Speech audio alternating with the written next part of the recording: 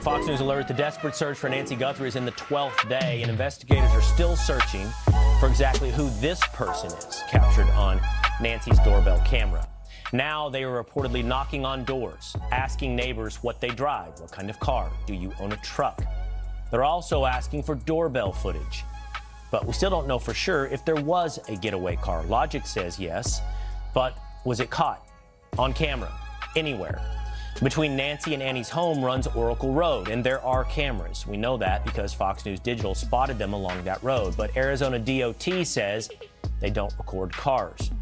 Around Nancy's home, it's a mix of city, county, and state roads, and not all of them have recording cameras. It's pitch black at night. Pima County officials say even the cameras that do record aren't foolproof. Residential or business cameras could have captured activity, but that's up to them to share. Former NYPD inspector and Fox News contributor Paul Morrow is outside the sheriff's office. Paul, this search among the cameras for a car, I understand it's a bit of a needle in a haystack. What can you find? What can you eliminate in terms of neighbors' cars? Do you get the sense this is something that is going to yield fruit for law enforcement? Well, it's very hard to say at this point, of course, but we do have a couple of things going for law enforcement here. First of all, you have a pretty good idea of the time of ingress. We have that approach that we've all seen in the video that was released previously of when he takes the Nest camera off the wall. And assuming that that's the initial approach, it gives you a pretty good metric to look at. There are only, according to what I understand, about 4 ingress and egress major roads that come in to the area, and then there's all the stuff that you just enumerated. I'll give you another metric in this thing, though. You know, Will, the cameras here are, if they are configured to capture cars moving and it is light enough to see them, or if there is a red light camera, you have to say to yourself, is it going to capture the plate? Now, if it's a red light camera, it's made to do that, so it'll get the back plate. But if it's a traffic camera, then you're only going to get probably the front plate, that is the car coming at you. Here's the rub. Arizona is a one-plate state. That is to say, only a rear plate is required. So that could take some of the cameras that are there for traffic purposes also off the table in terms of utility. Yeah, and my understanding, Paul, on top of that is that even though a camera exists, the vast majority of them may not be recording. They may stream for, I guess, live traffic updates or whatever they need to get from those cameras, but they don't have a backlog of recording on the state-owned cameras unless they're part of the high-traffic, high-crime area flock system. Yeah, and the other problem is, when do they overwrite? Even in New York City, which has money to spend on this stuff, the Lower Manhattan Initiative, which is there to throw a ring of steel around the financial district for counterterrorism purposes. I had more than one occasion where we went to retrieve imagery that we really thought would be there, and it turns out it had been overwritten weeks ago, because at the end of the day, you run into resource issues. This stuff can be expensive to store when you're talking about at the municipal level. So I think that, you know, look, we have this new recent video that apparently came from the same night, roughly 19, 20 minutes before the camera work that we saw, the video that we saw initially released. That would potentially be inside the sort of ring that we're talking about. And in that case, you are down to something like neighborhood Nest cameras, or something where maybe another car is driving by that has a dash cam, something like that. All right, Paul Morrow from Arizona. Thank you so much, Paul. Hey, Sean Hannity here. Hey, click here to subscribe to Fox News YouTube page and catch our hottest interviews and most compelling analysis. You will not get it anywhere else.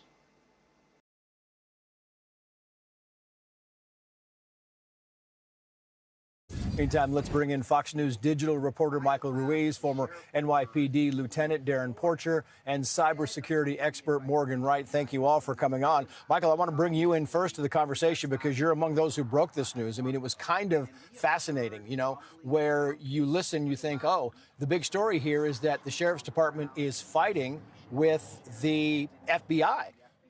That is a big story. But then you learn there's a glove inside the house. We didn't know. We knew there was DNA inside the house. We didn't know there was a glove. We still don't know where it comes from, who it belongs to, and what the context is, but it's a big story. It really is, Trace. And going back to 2016, the sheriff has probably had some kind of beef with the FBI. He was under federal investigation, or I'm sorry, the department was under federal investigation at the time. But now, despite all of these reports about tensions between the two agencies, these guys seems like they're making some groundbreaking progress. The way that they recovered that doorbell camera video we saw earlier this week, I'm not aware of that having ever been done before.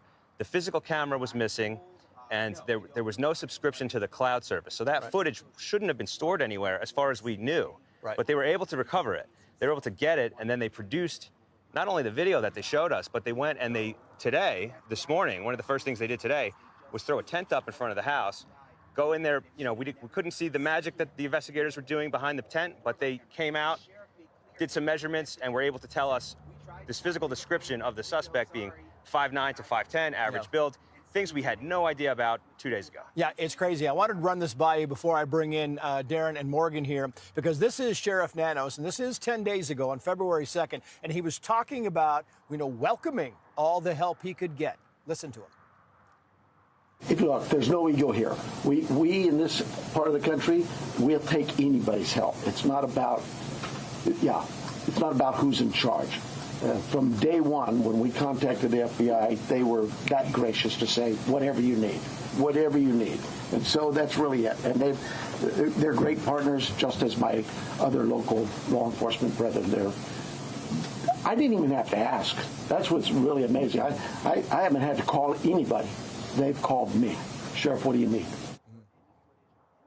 Changed his story just a couple of times in there. He said, when we first reach out to the FBI, we'll offer all the help. And then he said, well, we didn't even have to ask. And the FBI says, no. We asked if they needed help. And he said, okay. And then there's been this resistance. Right. That's what we learned tonight. And on top of that, so 2 days went by before the FBI went and asked about the case and then was invited in. Before that, I've talked to people who really wanted to be on the case from day one. And we hear so much about the first 48 hours in a missing person case. What was missed in that time? We know that once the FBI was involved, they came back to the house, they physically removed cameras, then they went to Annie's house, which is her other daughter, and they searched that house. They did a whole lot of investigating and evidence gathering days into the case, which is a little bit unusual. Yeah, and the big problem here is because they had some friction, and what happened is they took the glove and they took the DNA from the house and they sent it to a private lab in Florida, and the FBI wanted that to go to a federal lab. They wanted it to go to Quantico and be analyzed there. In fact, they're thinking the glove might have to be reanalyzed at Quantico. Stuart Kaplan said this, former FBI, about using private labs versus using Quantico. Listen to what. There may be a plausible explanation as simply as the Sheriff's Department in Pima County may have a contract with this private lab, and the private lab said, look, we're not busy, we can expedite the analysis and send it on down. The problem with that decision, if in fact that is true, is that private lab is not going to have access to the FBI's database CODIS, meaning being able to run that DNA sample once it's processed through the analytics up in Quantico. I mean, he's right, Darren Porcher. You look at this, and we're racing against time because, Nancy Guthrie is still missing. This is not one of those investigations that just can take forever and ever. You need information, and you need it now, and I think Quantico is probably the best place to give you that. Is that fair? Trace, you're absolutely right. We want to maintain a sound chain of custody. We want to have all of the items go to the same place. And this dust-up between the FBI and the local police has now become counterproductive. Ultimately, the main goal is to bring Nancy back home safely and take the perpetrators into custody. That should be the directional path that we should be focused on, as opposed to these arbitrary disagreements between two law enforcement agencies that should be working in tandem. Yeah, it's amazing to me, Morgan, Wright, bringing you into the conversation here, that they have now asked for a radius, right? 2 What it do, guys? miles It's your boy, around YouTube Nancy Juice, Guthrie's man. house. Welcome They in want if you're the just plugging residents who are in. in that area from the dates of January 1st Lot to to talk February about. 2nd to send them video, appropriate video, cars. Lots of going by, recap cars here. parked, people walking by. I feel like these last 2 days have been pretty dry, so This really is kind of moving more into your territory, Morgan. I mean, this is becoming Man. kind of this cyber investigation for a this great is like deal. it's super scary. Trace, knowing there's three things that are going to. there's a killer out there, like still just on the roam, like, and he could be anywhere. For all we know, he could be doing something right now. Not just like I had to sit here like for a second, like, damn, like it really hit me earlier. I'm like, bro, that's scary. That is scary. Anyways, this looks like this isn't good. It looks like the sheriff and the FBI had some type of beef going on. And it looks like they're not able to get access to certain things for a certain reason. I'm trying to plug in and figure that out. This black guy right here, I don't even know who this black guy is here in the video. I'm not trying to talk down on him, but I don't know. He need to loosen up a little bit. My man need to loosen up. He tightened up over there, man. To help close this case, it's going to be time constraints, being able to create a good timeline, technology, and behavior. And so when you start marrying all these three things together, for example, I think, we found the glove out there and people said, oh, is it related? Now you have a glove that's inside the house. Now you start looking at the behavior things, and that's why they've expanded that out. That glove was found 1.5 miles out. Now we want to expand it 2 miles out. The reason being, many of these folks who engage in these behaviors do what we call pre-attack, Anyway, I really wanted to go live tonight because I had a really interesting video to show y'all. This lady had very, very good points that she pointed out that I wanted to share with you guys tonight. With the glove situation that they're talking about right now, there's no way we had over hundreds of FBI out there just swarming, going door to door to door to door to door. I think they're just trying to look for anything and everything right now. But there's no way that they didn't see no glove laying on the side of the highway. Come on now. And I wouldn't doubt that. Also, by the way, we couldn't even tell. In the video, you can't even tell whether it's an actual glove or a disposable glove. So, I mean, I get it. It could potentially be evidence, but that glove isn't evidence. I don't think that guy was that dumb. But anyway, a lot going on. It seems like it looks like we do got a lot more information that's getting ready to come out. It's just a matter of time. Or pre-crime behaviors. They do reconnaissance. They go out, they check things out. That's why any suspicious vehicle going through the area may have been looking. Where are they going to target next? That's why you're going back in time. Sometimes you can do reconnaissance on an area 30 to 45 days before you go hit it. But they have a reason for saying they're doing that. And then obviously with the glove, the other thing, Trace, too, I know a lot of people are talking about DNA, but here's the one advantage of having the FBI do it, according to that report earlier. They can actually compare the plastic between, or the glove material, the one found out there and the one in the home, and tell you, did they come from the same lot? Can you have an assumption that they came out of the same box? That's a link of a case you don't have to wait for DNA for. Yeah, it really is. I mean, it's fascinating stuff, but it's interesting because, Michael, we write about this stuff all the time. The public, when you get the public involved, as we saw yesterday, they released information, 18,000 tips, right, over the course of since February 1st. Suddenly 4,000 come in. You release that video and the public is involved because they feel compelled. Getting the public involved is a good idea because they're very good at this stuff, right? You're absolutely right. And the whole concept of getting the public involved, the amount of attention to detail that people have to this kind of crime, it's so high profile, it's so shocking. People want to be participating in solving it. And anybody who saw anything is going through their own home video, going through other video that's been released to the public, and they're looking at it with such a fine-tooth comb. I mean, it's like free labor for the investigators. And then they call in their tips, which have to still be vetted, and it's probably a laborious process. Yeah. But they're coming, they come forward. Big welcome if you guys are plugging in. Solves in a lot of these cases. That really is. It's a key. The downside now, Darren Porcher, to you, because it kind of over the past couple of days, I mean, 2 nights ago, we were here and we thought this thing was going to be solved. It was going to, by the time we had somebody who was being questioned, right? We had somebody down in Rio Rico being questioned, and we thought, wow, this is all coming together. And then it all kind of fell apart, and you had the guy that was detained. No. You had the gloves that were found, didn't really work out. And you had the TMZ video today of the guy with the backpacks, and they said, no, that guy has been cleared. It seems like we're back to square one, or are we, Darren Porcher? What do you think? Well, Trace, I don't think it was a fault of law enforcement as it relates to detaining an individual, because I believe that law enforcement had substantive information. Who is this that led guy? them to This guy's believe got to that be this like person could be FBI a or something possible like that. suspect. We were able to discount this individual based on the statements and the warrant that was executed to disprove him as a suspect, so we let him go. As we move forward, I still think that we have a lot of information that's very supportive as it relates to moving in the right trajectory and getting the necessary person and taking the necessary person into custody.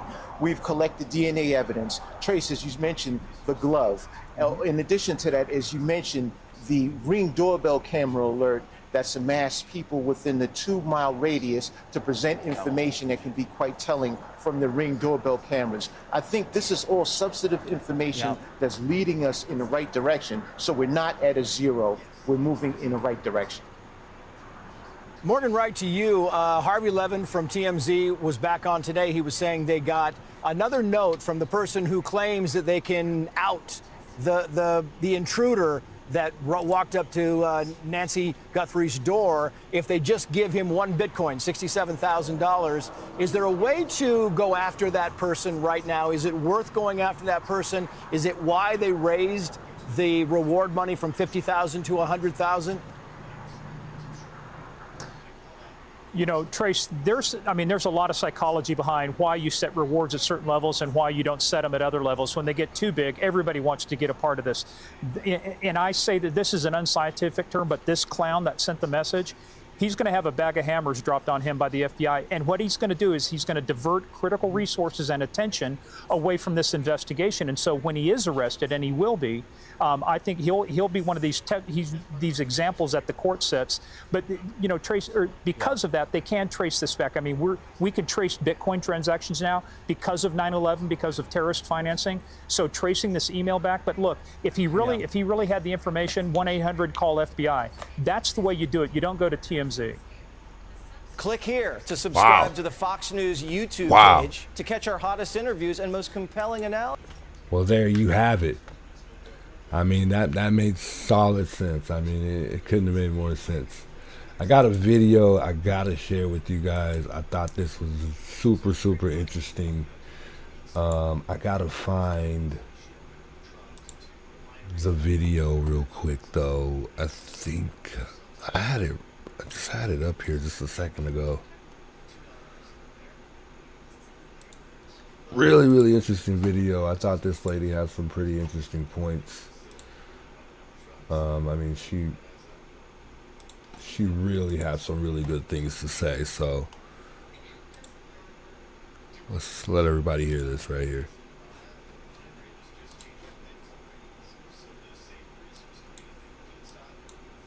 I am typically the kind of person who says to people demanding answers on day 2. Investigations sometimes take time, right? But when you're talking about a potential kidnapping, you don't have the time. Well, that's why I feel like they broke down the door. Honest to God. Yeah. I would listen very carefully to all the language that was used. We have a court authorized search. To me, that was every lead that says there's a possibility Mrs. Guthrie's alive and tied up and in someone's home, you break down that door and you don't wait for the warrant. And they're just going to go guns blazing to rescue her before they protect the judicial process later. Hey, welcome to the show. So obviously there's a lot of stuff going on today, but one story that I have not focused on that much, but which I think about all the time is what has happened to Nancy Guthrie, Savannah Guthrie's mother. And so I want to focus on that today. I want to take your calls because I have so many questions about this, about why things have come out when they did, about what the authorities are doing and why. And so I'm hoping in a few moments we'll be joined by Ashley Banfield to talk to us about some of what is going on. And I'm going to skip this up a little bit. But Ashley Banfield is her name. Man, I really think she had really, really interesting things to say. You guys got to hear this. I mean, it's just great. Just how she, just her opinion on things is just great. Just the way she thinks. They want Bitcoin in exchange for information about her. But, you know, the problem with Bitcoin is once you transfer it, there's no getting it back. And so, you know, it starts to feel like there are a lot of fraudsters out there. Here's Harvey Levin. This is number one. So an hour and a half ago, we got kind of a bizarre letter, an email from somebody who says they know who the kidnapper is and that they have tried reaching Savannah's sister, Annie, and Savannah's brother to no avail. And they said they want 1 Bitcoin sent to a Bitcoin address that we have confirmed is active. It's a real Bitcoin address. As they put it, time is more than relevant. So we have no idea whether this is real or not, but they are making a demand. It's interesting that, you know, Bitcoins fluctuate in value, but it's around $56,000 now, 1 Bitcoin, which is about the amount that the authorities are offering for information leading to the return of Nancy. So I don't know if that aligns, but whoever sent this, and they actually give a name and an email address, but whoever sent this. Look, no, I appreciate that Harvey Levin is trying to, you know, couch this in language to be careful. I honestly, in my opinion, I think Harvey's doing a little too much by putting these messages out there. I mean, he's been private about other things that he says he doesn't want to tell because obviously he's got a lot of people reaching out and giving him a lot of information, and his platform's pretty big. But I think a lot of the stuff that he's putting out, he should not be putting out, man. I really don't think that him sharing that with us, I don't know. I feel like at the end of the day, if that was even real, then if we're going to do everything we can for Nancy, then we're already spending a lot of money with the FBI and just with this whole investigation and everything going on. So why not put money out, you know, just spend some money, you know, if that means getting her back, even if it goes down the drain. If we got the money, let's spend it. If we're doing anything and everything, then why not? But at the same time, it's like we don't even know a lot of this stuff is even valid at all. Especially, you know, just starting with the ransom letter, we still really can't confirm whether or not that's real pertaining to the actual suspect. I mean, let's continue though. I just don't see why we give it any credence, right? And the only reason we are is because we got nothing else, I think. But let me ask the great Ashley Banfield. I mean, if there's any crime story out there, she is the person you want to talk to. Her YouTube is exploding. And she is also a contributor to News Nation and an old friend. Ashley, good to see you. What do you make of this? Let's start with this ransom note stuff, right? There's been a number of ransom notes out there. One person's been arrested. You know, why do you think these are being taken even remotely seriously, and should they be? I think it's a great question. And actually, a ton of my followers on Drop Dead Serious on the podcast have been commenting on that nonstop. Many of them super astute in crime, true crime coverage and sleuthing. And the fact of the matter is, Dan, you got to do it.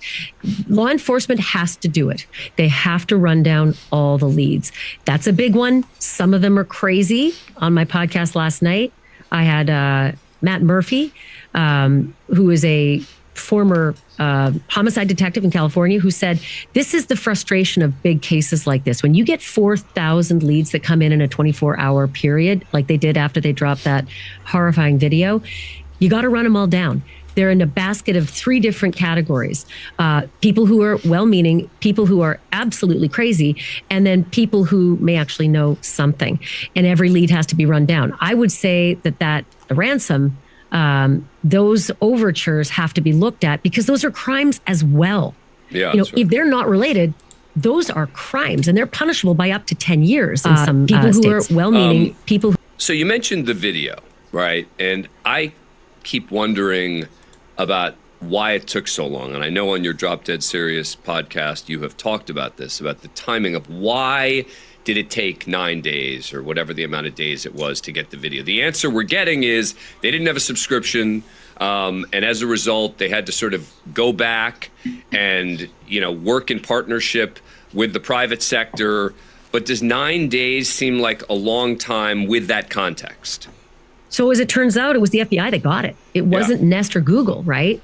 And it was the technology, scraping residual data from a back-end system.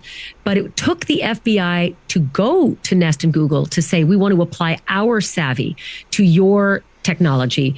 And I'm shocked it took that long, but we're in a new and emerging, era of digital forensics and crime fighting. Yes. Maybe that's just what it takes. Legally, you got to first clear the legal hurdles and warrants, et cetera. And then technologically speaking, how do you do this? Maybe the FBI is the only group that has this kind of advanced technology. But I'm shocked that Nest and Google didn't have their own abilities. Right. And do you think they still believe that this was a kidnapping? Look, there's two ways of looking at what happened. Maybe Nest and Google do have their own abilities, but they don't want to express that with the world, because if the world knows that might be an issue. It sounds like something that could be conflicting. So I really don't think that would be a good idea for them to even let us know if they were able to go back and look at people's videos that aren't paid for subscription-wise. You know what I mean? Mrs. Guthrie. Either she was kidnapped alive or they took her out of that home dead. Yep. And I'm really hoping it's the former. I can only go with what the sheriff has said. They have no other reason to believe other than she's alive. And I think, Dan, one of the big examples that we may have seen came 2 nights ago when sheriff's deputies went blazing out of the Pima County Sheriff's Department with SWAT unit and a bomb squad unit, and they flew down to Rio Rico and they broke down the door of a man named Carlos and his mother-in-law. And Miss Josephina, I think was her name, told Brian Enton on News Nation, they broke down the door. I said, do you have a warrant? They said, we don't need one. I can only go on what she said. She said to Brian Enton, I asked them for a warrant. They said they don't need one, which got me thinking to the language that the Pima County Sheriff used, which was, we are enacting a court-authorized search. That is not the same as a warrant. A court-authorized search could very well mean the court authorizes us to break down a door under exigent circumstances. If we believe Mrs. Guthrie is tied up in a house somewhere, we don't need a warrant.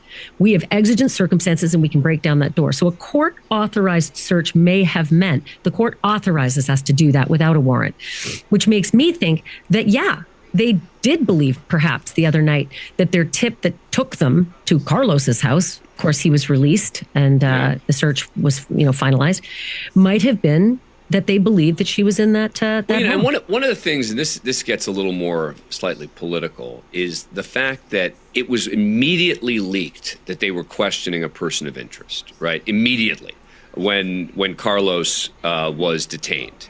And this is the sort of thing that happens in investigations all the time, which are people get detained, they get questioned, they get released. Yeah. But when you leak the fact that there is a person of interest being detained in a case of this kind of notoriety, you are immediately setting yourself up for failure. And here is, Ashley mentioned Carlos.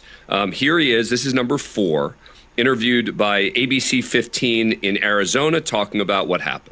And so how did this all start? How did they stop you here? You were driving here? Yeah, or? My wife was driving. Your wife was driving? Because they were following me. And once I saw they were following me, I pulled over. They didn't even have to put a traffic stop or anything. I got off the car, and they arrested me as soon as I got out the car. They didn't even tell me what was going on until the detectives got here, like 2 hours before I got arrested. And then the detectives got here. It was the FBI agent in Santa Cruz County. And they told me I was being detained for kidnapping. And I asked them, like, well, kidnapping of who? And they told me this lady, I don't know her name. And Nancy Guthrie? Yeah, that's her. And I told them I work in Tucson for GLS. I might have delivered a package to your house, but I never kidnapped anybody. They hold me from like 4 to right now. Ashley Banfield, host of the Drop Dead Serious podcast. Do we know anything more about why they had targeted Carlos? There's some reporting that it was because of tips that had come in after the video that was released of the suspect at Nancy Guthrie's front door. There's other reporting that came from Fox Digital that said there were other leads other cell phone data leads and other data leads, but very unspecific. And I was just interested to hear, there's multiple interviews with Carlos Palazuelos, right? In that interview, he actually gave me some more information that I hadn't heard in a different interview. In a different interview, he said, they asked me nothing. What did they ask you? Nothing. They didn't talk to me. But in this interview, he said, they asked me a few questions at the beginning. But it's interesting to hear that he said, I get, where were you? Who are you and where were you? It seemed he was intimating that those were the questions they asked him originally. But he was held for a number of hours. And actually, he was held in cuffs that were tight and injured his wrists. He said that his wrists were swollen and injured afterwards. I mean, they were dead serious on this guy, Dan. Whatever it was they received, he said, my mother-in-law was told he has the same eyes as the kidnapper on the video. That's what he said, during a television interview. Whether that's actually what happened or not, I don't know. The number is 866-967-6887. Your opportunity to ask questions about what happened, because the truth is, as you can tell, certainly I don't have all the answers, and even Ashley Banfield doesn't have all the answers, which tells you that there are no answers to be given. But let's talk about something that broke today, and that is that TMZ is reporting that there's a new video of a guy, and I watched the video with two knapsacks about, I don't know, it was like 20 minutes or so before the time that the guy in question is on the video at her house. Not the same knapsack, but he's got two knapsacks on. He's trying to unlock a gate, etc. It seems like it's like 5 miles away. Yeah. And the TMZ reporting is that they are looking at this video. Thoughts on it? I'm not putting a lot of stock in this, and forgive me if my timeline isn't exact, but I think it's pretty close. I listened to Harvey Levin's report, and what we know from the sheriff is that the very first they're telling us there was activity detected on Nancy Guthrie's cameras 1:47 a.m. There's activity as well at 2:12 a.m. The video in question, that's 5-ish miles away and about 19 minutes drive away, happens very close to the 1:47 a.m., but almost afterwards. So that video from 5 miles away is almost contemporaneous with the activity at Nancy Guthrie's house, and it's a long way away. So I'm really not putting a lot of stock in it. What about the gloves that are being tested? And again, the question I'm getting is, well, why now? I mean, suddenly they find gloves that they're testing now, 11 days later. What do you make of these gloves? So one glove was found. The New York Post was actually there when they found the glove, and they were videotaping. It almost looked as though they were on a ride along with the officers that found the glove. I looked at it very closely, Dan, and 11 days in the desert, I'm not so sure it would have looked that clean. That's just me. I have no inside information on that. However, there was an alternative report late last night. Trace Gallagher on Fox News said that there was a pair of gloves that Fox Digital learned had been found. I haven't heard more reporting on the pair of gloves. And Trace Gallagher used the words "in this area," but didn't say, he was standing in front of Nancy's house, but he didn't say what "in this area" means. That single glove was found 1.5 miles away. And Matt Murphy, the former, homicide prosecutor in California, said, if I had a dime for every time there was a glove found on the side of the road. Right. I mean, they're everywhere, literally everywhere. You've got workers constantly running those roads, and the back of their trucks are open, and things fly out all the time. So I'm not sure if it's going to mean anything, but I do know this. Gloves are forensic birthday presents, because hands sweat inside gloves, so there's just a boon of DNA. Fingerprints can actually be lifted from inside gloves, as long as there's not too much, powder in them. For those of y'all tuning in, and then on the welcome, outside of gloves, of course, if there's anything that ties to Nancy in any way, blood or DNA of any kind, then you've got yourself a major lead in the case. Talking to Ashley Banfield, host of the Drop Dead Serious podcast. Moved over. It's got a great YouTube presence with that as well. And what is this tent that was set up outside? They put up a tent for like an hour and a half or something? Yeah. So it was about an hour. A white tent, the kind that, broadcasters will often show up with, or, picnickers will show up with these little tented awnings to keep you covered from the sun. And they set it up right outside Nancy Guthrie's front arch entrance.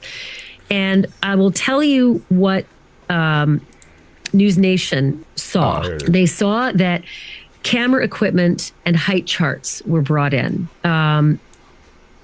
And interestingly, this one really stood out. Quick here. This is the video they were talking about of the other, and I'm just showing this because I don't know if you guys have seen the video of the guy that they think might be the suspect that went into Nancy Guthrie's home. It's questionable, man, but I'm not feeling like this is the guy. I feel like it's gotta be a completely different guy. I mean, he almost looks like he has a different build. The backpack's not the same. It does have reflectors. I get it. He could have had maybe a swap of clothes and maybe switch clothes. You know, who knows, you know? I mean, it could potentially be the same guy, though. It definitely very much so could have been the same guy. Who knows? Also, I don't know why they blurred this thing, but I can find the unblurred version for you guys, too.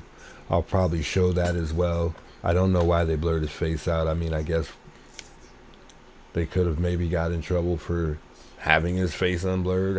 I really doubt it. I mean, that's a suspect. But that's definitely a different backpack, man. That's one thing I want to talk about as well. The backpack definitely looks full, which is definitely something related to the suspect that we saw in the video at Nancy's home. So, I mean, let's see if I can pull that up. This is the other video of the other guy, the actual guy who that went into Nancy's home that night. And she makes a very interesting point about this particular video right here. And you see how he's kind of looking and he's searching for something. And everyone thought that he was looking and searching for something to cover the camera. But if you notice, he's got his hand like this. And I gotta change my screen on this one, guys, so I can show you what I'm talking about. Just so I can make this make more sense. But so if you notice in the video, he grabs a leaf, and I'm gonna grab something in here. I got a mask that I wear at work. So if you notice, he's for one, he's looking for a leaf, and everybody thinks he's gonna cover the camera. That's not the case. He's not trying to cover the camera, and I agree with her on the point that she's making here. I think he's trying to pry the camera, the Ring camera, off of where it's clipped onto. So if you take a leaf, which obviously he didn't come prepared, and maybe he doesn't know the place. Maybe he doesn't know the place. And I only say this because if he did, I would have thought, a smart criminal at least, and somebody who knows the place and knows that Nancy has a Ring camera, is going to come with something in their pocket of some sort. If he was actually trying to get that Ring camera off, which I truly think he was trying to get it off. I don't think he was trying to cover it.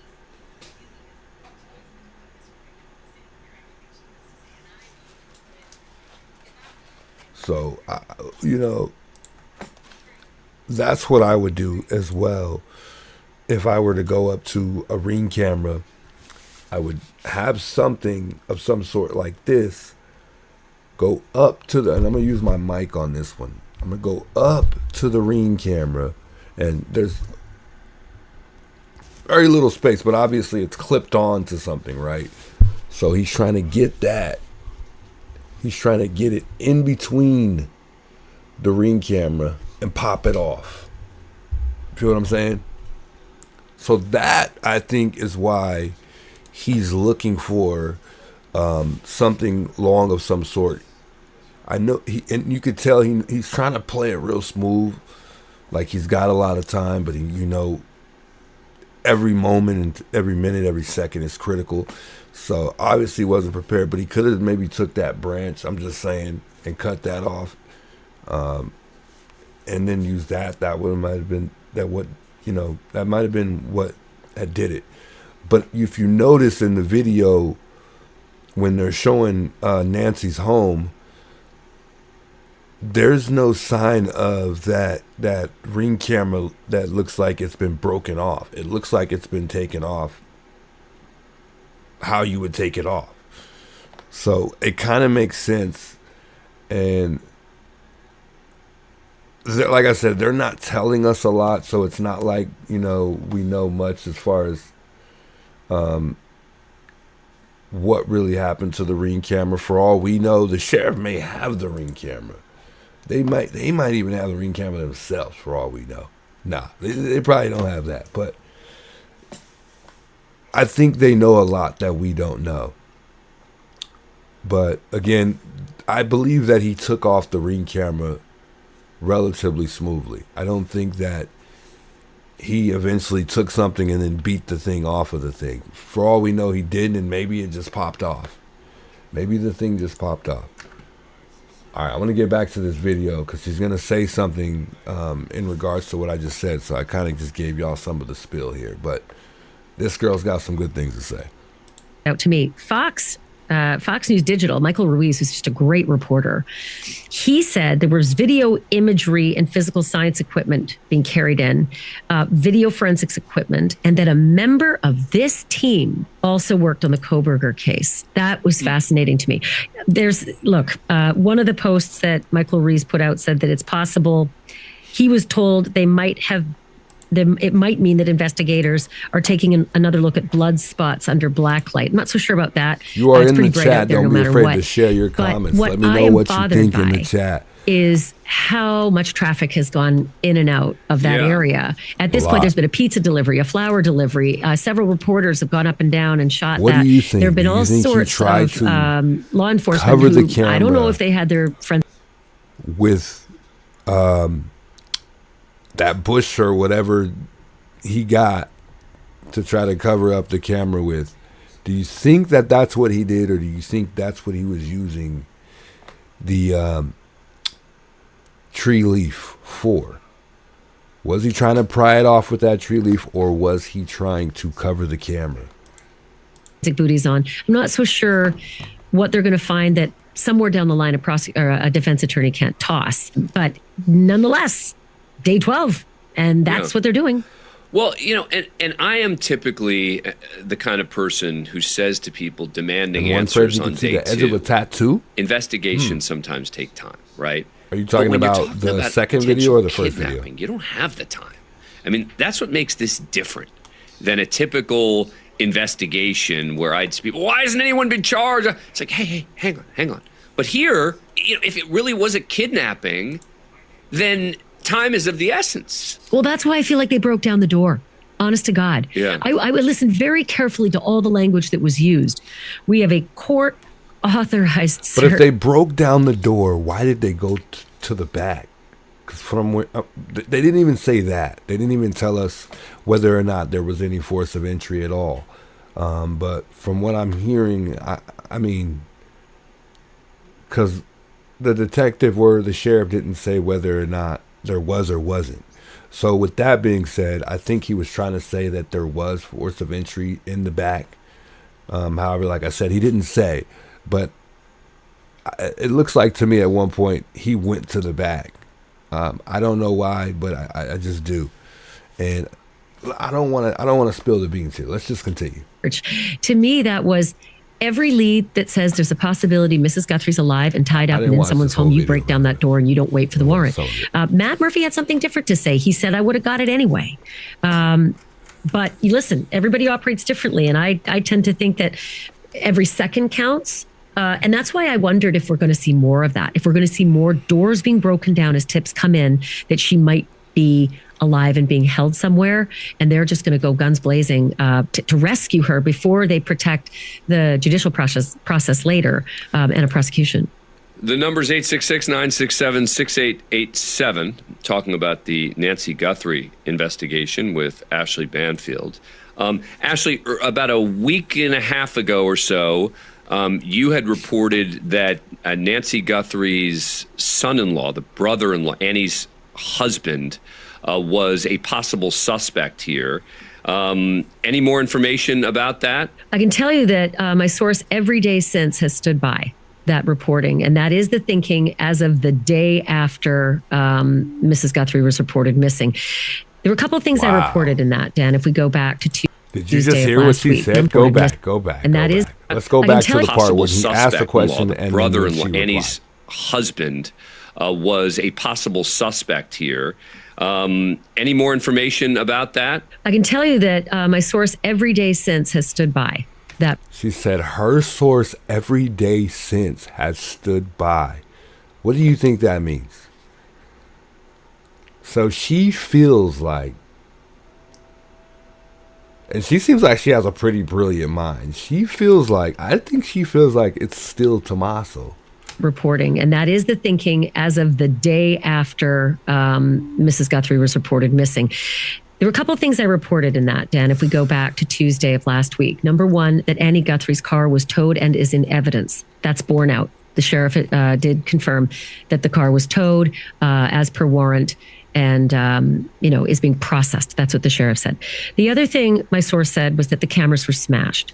Now we've seen the person coming up and trying to, as the sheriff now uses language, tamper and disconnect. But Michael Ruiz is reporting that there are small glass fragments seen underneath the camera in that front entrance, which would suggest that if he couldn't grab it with his hands, or grab it with those shrubs. I don't believe he's trying to cover the camera with the shrubs, by the way. You don't get dangling flowers to cover a camera. I believe that he was actually trying, if you see his fist is really tightly around that shrub. I believe he was trying to get it between let's play it for you. I'm going to play it for you guys. Nest cam and its bracket to pull it off. That's what I believe he was actually doing.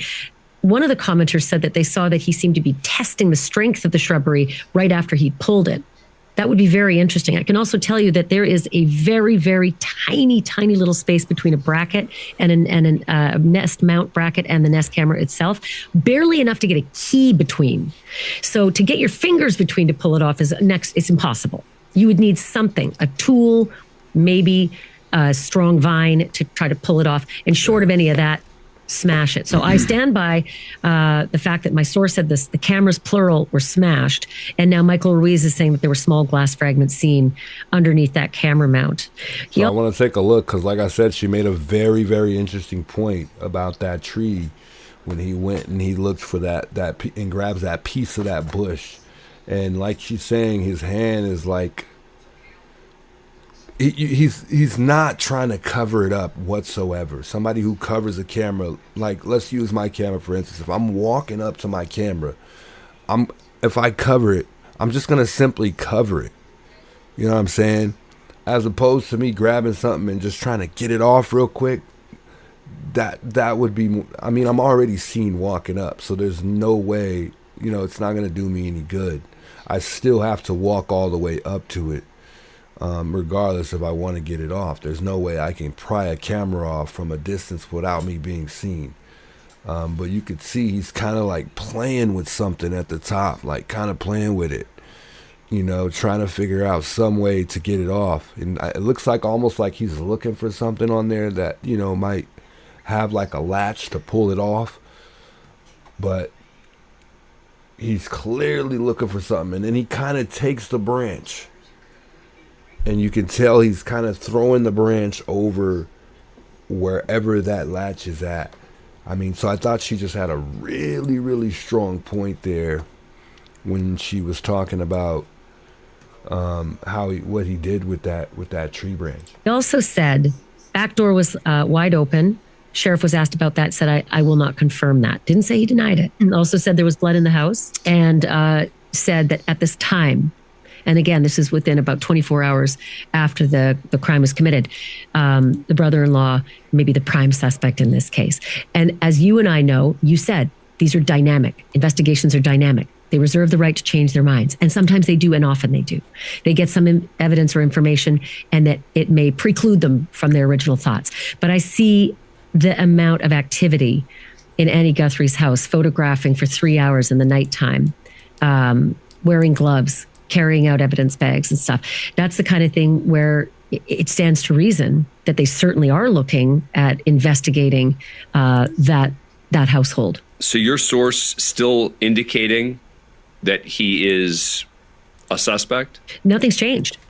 Nothing's changed. But I will say this, the day after I did that report, my source said things have really tightened up. The folks in the sheriff's department are worried about retaliation because of the leak. And I thought to myself, well, if it's not true, there wouldn't be any worry, you know? And then on the third day, he said, what I can tell you is when they take shots at you, you're standing on the target. Because, you know, you've gotten a lot of heat over this, and including suggestions, there's going to be lawsuits or this or that. I mean, have you heard from anyone directly? No. And I will say this, I actually looked at some of the reporting of the threats of lawsuits, and it's the same outlet that reported I was going to sue Katie Couric. But I thought, I am? That was news to me. And it was the same outlet that said Chris Cuomo's going to Bigfoot Ashley off News Nation. He is? It didn't happen. So I think that particular outlet loves that headline in particular. They tend to repeat that headline a lot. No, not at all. And by the way, the truth is the best defense. And I have this on top authority. This is not untrue. And I will say this, Dan. I answered. No, Rainbow. I mean, their neighbor's house is fairly far away. They're not close whatsoever. And I'll try to break it down and I'll try to describe it for you. I did take a little trip over there. I went live. I don't know if you were tuned in or not. When I did go live, I went over to Nancy's house. I also have been over to Annie's house. It's 10 minutes away from me, guys. I live here in Tucson, Arizona. For those of you guys just tuning in, I am from Tucson, Arizona. And like I said, I'm about 10 minutes down the street from Nancy Guthrie's home. But like I said, I took a little drive over there. And I was able to see just how far away the other houses were, and they are not close at all. They are not. Plug in on my channel, go watch the video. You might be able to get a good glimpse of what I'm talking about as far as the homes. I think I do have one during the day. I might have took it down. I'm not 100% sure. I'm looking right now. Oh, yeah, that one didn't go through because I had a bad signal. But we do have a gentleman that's always there by the name of JLR, investigates, along with several other people, man. There's like 70, 80 people out there. At least there was the last couple of days. It seemed like about that much. But to be honest, one it's boss, been and that is at least 30, 40 people. I don't work for the government. I don't work for the police. I was thinking tonight I might even just take a drive there again just to see what it's like. But I think tomorrow I may go live. I just feel like tomorrow we're going to get a nice little update, but that's just me. I don't know. Don't quote me on it. Let's continue this video. Will I put the tip line up? Absolutely. It's harmless. I will put the tip line up to help the police. Do I work in concert with the police? Absolutely not. And have the police worked at cross purposes with me? Absolutely. That's their right. I am not besmirching them for it. They have a hard job to do, and they are allowed to tell the media untruths. They're allowed to tell suspects untruths in their investigation. The law covers them for that. But it doesn't mean that I have to go along with it. And I learned that probably most stridently in the Kohberger case, because on December 19th, they discovered that the DNA under the knife sheath belonged to Brian Kohberger in 2022, December 19th. And on December 20th, the day after they learned that Brian Kohberger was the owner of that DNA, the Moscow police chief video recorded himself and posted it on the Moscow police chief website saying, there are no suspects in this case and no one should be reporting otherwise. And didn't use the word reckless, but said, you know, you shouldn't be reporting anything other than what we officially tell you. There are no suspects in this case. Well, there was a suspect in the case. And for 2 weeks, they followed him across the country. And every person at a gas station or a motel was in his direct path of hell, because that man was insane and was reckless and was a murderer and killed strangers. And so for 2 weeks, there was a path of people across the United States who were in harm's way, and especially in Pennsylvania when he got to his home. And I think people deserve to know if there's someone dangerous in the community. I'll tell you, if my kid went to the universities in the jurisdiction where this happened, I would have pulled them home during that crime, knowing that that guy was still out there. Instead, we were told nothing to worry about. It's a targeted attack. There's nobody out there. There's no concern. So that's why I do the work I do, because the police don't always tell you what's actually happening. And do you think that the police here are telling, in your words, untruths about this? They use very specific language. When they went, after my reporting, when they did their news conference, they said, we're not identifying a prime suspect in this case. That doesn't mean they don't have one. They were very specific to say we are not identifying. And everything I've seen since, other than people who use their words inaccurately or inartfully, that's the only language they've used. We're not identifying. That's very different. We're just talking to Ashley Banfield.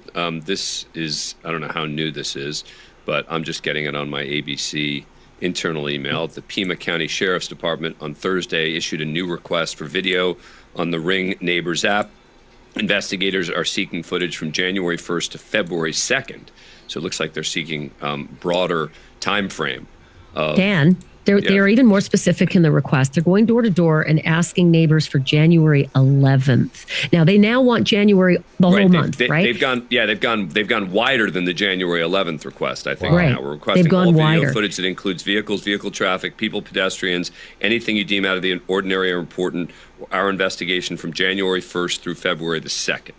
But why the 11th? Like, what specifically is it about the 11th that they were targeting people for? You know, it's just a fascinating.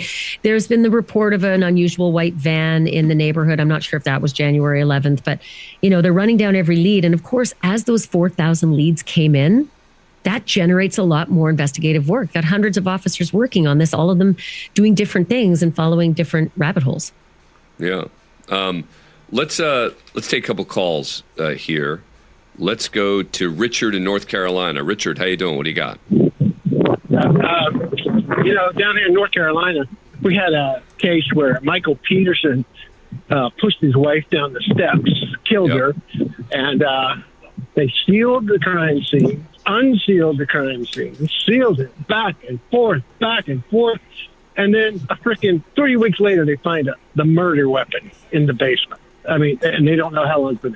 Why weren't they shutting this place down? And that tent should have been up on day one. Ashley Banfield. It's a really, really good question. And I think that's where the Pima County Sheriff's really taken it on the chin, because he released that crime scene within 30 hours. Brian Enton, I think around 5 or 6 o'clock at night, was walking up on that front stoop and videotaping the blood.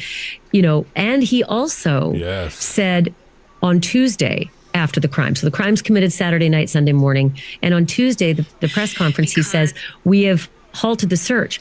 I believe the search was actually halted on Monday, and said we've halted the search permanently. Well, what did they have and what did they know on that very first day of the week, on Monday? What did they have and what did they know from their Sunday investigation that had them halting the search and releasing the crime scene? They had to have had something or known something. Now, we also have heard that they didn't bring the FBI into the fold perhaps as fulsomely early enough. That doesn't mean they didn't bring them in at all. I just don't know that they were brought in en masse, until later on. That's been a criticism. But I'm just shocked that they stopped the search and released the scene. They had homicide detectives in there right away, right? That tells you that they had their suspicions. There's blood on the stoop, for God's sake. It's a great question. How on earth did that happen? Harvey Levin, who is also someone who is very plugged in the crime world. I've known Harvey since the O.J. Simpson days. He has been getting tips and videos and information, ransom notes in connection with this case. And they have released today a video that they say that the authorities are looking at of a guy with 2 backpacks on, about 20-something or 20 minutes or so before the guy on the video at the home of Nancy Guthrie can be seen trying to deactivate the system or whatever he was doing. Let's listen. This is Harvey Levin today talking about this new video. Obtained a second email from the man who claims to know the identity of Nancy Guthrie's kidnapper. We told you yesterday that this man sent us an email saying that he will reveal the name if he gets 1 Bitcoin. We checked the account all day. He did not receive anything. The account is bare. So this morning, just after 8 a.m. Pacific time, he sent us this other email complaining that he is not being taken seriously. He says that he wants the Bitcoin, which is worth around $67,000, for several reasons. Number one, he says by coming forward, he will become a, as he puts it, a national rat. He also says, and this is a quote, he doesn't want to be, quote, incriminated like that guy Carlos. Remember, Carlos is the delivery man who was taken into custody a couple of days. Harvey is just stirring the pot, man. He shouldn't even be giving this information out. If people, come on, man. How many subscribers does Harvey have? I mean, come on, think about it, man. This guy's on he's on a whole nother level. So of course people are going to send him all kinds of things that, you know, that aren't valid. They're not true. You know, why he's telling the world somebody's trying to send us some money, and then they might know, you know, they'll, you know, why? There's already the person who's giving away the reward is the FBI. So, and I get it, that's going to be scary for somebody, so why would they reach out to the FBI? I mean, why would they? I mean, somebody's going to feel safer sending an email to TMZ rather than sending an email to the FBI, just because we know what the FBI is capable of. So I can understand that, but I think Harvey should kind of, if they're communicating with this person, I feel like they should maybe communicate with this person first before he comes out with this, because he didn't even verify. It sounds like to me, I can't say that he did or he didn't, but I'm going to just guess that he didn't even verify whether or not the person was real. And maybe they did try to reach back out and they just never got a response. But for all we know, this may or may not be a real person. This might just be somebody trying to scam. Days ago, briefly, he was detained and then released. He says that he fears retaliation if he comes forward, and that he needs the Bitcoin because he's going to have to lay low after coming forward. And then he talks about a difference between yesterday and today. And we are not going to get specific about what he's talking about. It is chilling. And it's crazy because he's obviously telling us that he doesn't, that he knows, he said a lot more, but we're not going to tell you everything that he said. Obviously, it's not detail for detail. He's just kind of breaking it down, or just giving us that first little beginning, and then not going to tell us the rest. But why are you telling us anything at all? You might as well just tell the whole thing, because you're already telling something that you already know, that you don't know for sure that it's true or not. What he is insinuating here, but we have told law enforcement yesterday and today, after coming forward, that he fears released. A couple of days ago, Carlos is the delivery man who was taken into custody a couple of days ago. Briefly, he was detained and then released. He says that he fears retaliation if he comes forward, and that he needs the Bitcoin because he's going to have to lay low after coming forward. And then he talks about a difference between yesterday and today. And we are not going to get specific about what he's talking about.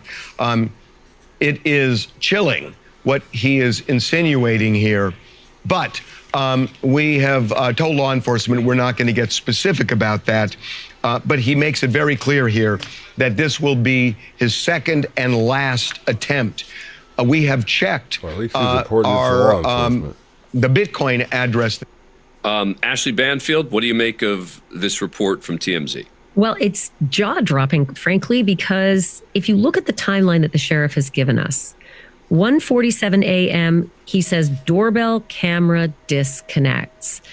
When they released this video, they said was tampered with and disconnects, but they didn't say 1:47 a.m. Clearly, this is a doorbell cam that we see this guy, messing with. And, I've got a lot of theories about what he's actually doing with all that brush and leaves. But at 2:12 a.m., the language that's used by the sheriff is software detects person on camera, but no video available.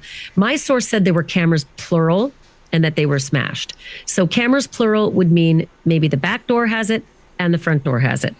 But what is fascinating is that this front door video is at 2:12 a.m. What happened at 1:47 a.m.? Right? That's key here. I don't put stock in the video that Harvey Levin was showing because it's 1:52 a.m. It's in between those two things. And this is a 19 to 20 minute drive away. So I'm not so sure that's connected, but I do find it fascinating. Also, Dan, I noticed something and it took me a while, kind of feel like an idiot for not having seen it right away. But when Kash Patel released all the images, he released video and he released still shots, right? Yeah. The videos all show the same thing. So do all the still shots except for one. And one still shot shows the kidnapper, the perpetrator, wearing no backpack and no gun. And he's outside the archway. So he's approaching the door. I'm so glad she said this. I wanted to talk about this. There is a picture of the suspect with no backpack. And guys, I think it's AI or something. I don't really think that's part of the actual video because that never showed at any point of the video since this video has been released. So where this picture came about, I have no idea. But I'm definitely let's look up a picture just so I can show you guys exactly what I'm talking about. Let's continue. He does not have the backpack and he does not have the gun on. So is that 2:12? Is that what happened afterwards? Because why would someone who means harm take the gun off and be unarmed and take the kit, whatever he's brought, except for the fact that whatever he needs to subdue is already subdued? So that's why I'm thinking that perhaps in this collection that we got, maybe that image is 2:12 a.m. And then at 1:47 a.m., the initial approach, he's fully kitted up with everything he needs for this crime. Fascinating. Before we go back to some calls, Ashley Banfield, what about the... Wow. Let's go back one more time. I want y'all to hear that one more time. Man, like I said, this girl has a lot of interesting things to say, and just the way she breaks it down, it's crazy just to see her points of views and just how she thinks, and her reflecting on her opinion based on the outlooks of what happened, away. But when Kash Patel released all the images, he released video and he released still shots, right? Yeah. The videos all show the same thing. So do all the still shots except for one. And one still shot shows the kidnapper, the perpetrator, wearing no backpack and no gun. And he's outside the archway. So he's approaching the door, but he does not have the backpack and he does not have the gun on. So is that 2:12? Is that what happened afterwards? Because why would someone who means harm take the gun off and be unarmed and take the kit, whatever he's brought, except for the fact that whatever he needs to subdue is already subdued? So that's why I'm thinking that perhaps in this collection that we got, maybe that image is 2:12 a.m. And then at 1:47 a.m., the initial approach, he's fully kitted up with everything he needs for this crime. Fascinating. Before we go back to some calls, Ashley Banfield, what about the pacemaker? I mean, Nancy Guthrie had a pacemaker, and initially it was said, well, it's disconnected from her phone, but that doesn't mean it's not functioning, etc. What do you know about it? Something I discovered about this, and So I'm guessing I'm missing something. Maybe they did get a picture, and I'm sure they got several, because obviously we know a Ring camera takes pictures. And maybe they did release a photo. I don't recall ever seeing a photo released pertaining to this actual, this footage of this kidnapper or potentially even a murderer. I don't recall seeing any pictures at all. And at any point in time during the video do I recall him having a backpack off. So I'm not too sure where this picture is just popping up out of nowhere. And like, where is this picture coming from? You know what I'm saying? This guy has no backpack on all of a sudden in a picture. I mean, I don't know. What do y'all think? Where did this picture come from? Is it actually a part of this surveillance video that was caught by Nancy's Ring camera? I mean, I go back to my conversation with Matt Murphy, who knows so much about sort of the forensic issues that you're dealing with when you're trying to A, find someone, and then B, prosecute someone who took that victim. And he said, I'm not even able to find that pacemakers picture. Don't stop working if a victim dies. It's in a video somewhere, That's somebody's key. video. So wherever Nancy is alive or dead, her pacemaker is still going. And it would also reconnect to her phone if the phone got near. So we did some digging at Drop Dead Serious, and we discovered that the Bluetooth distance for a pacemaker is between 10 and 30 feet.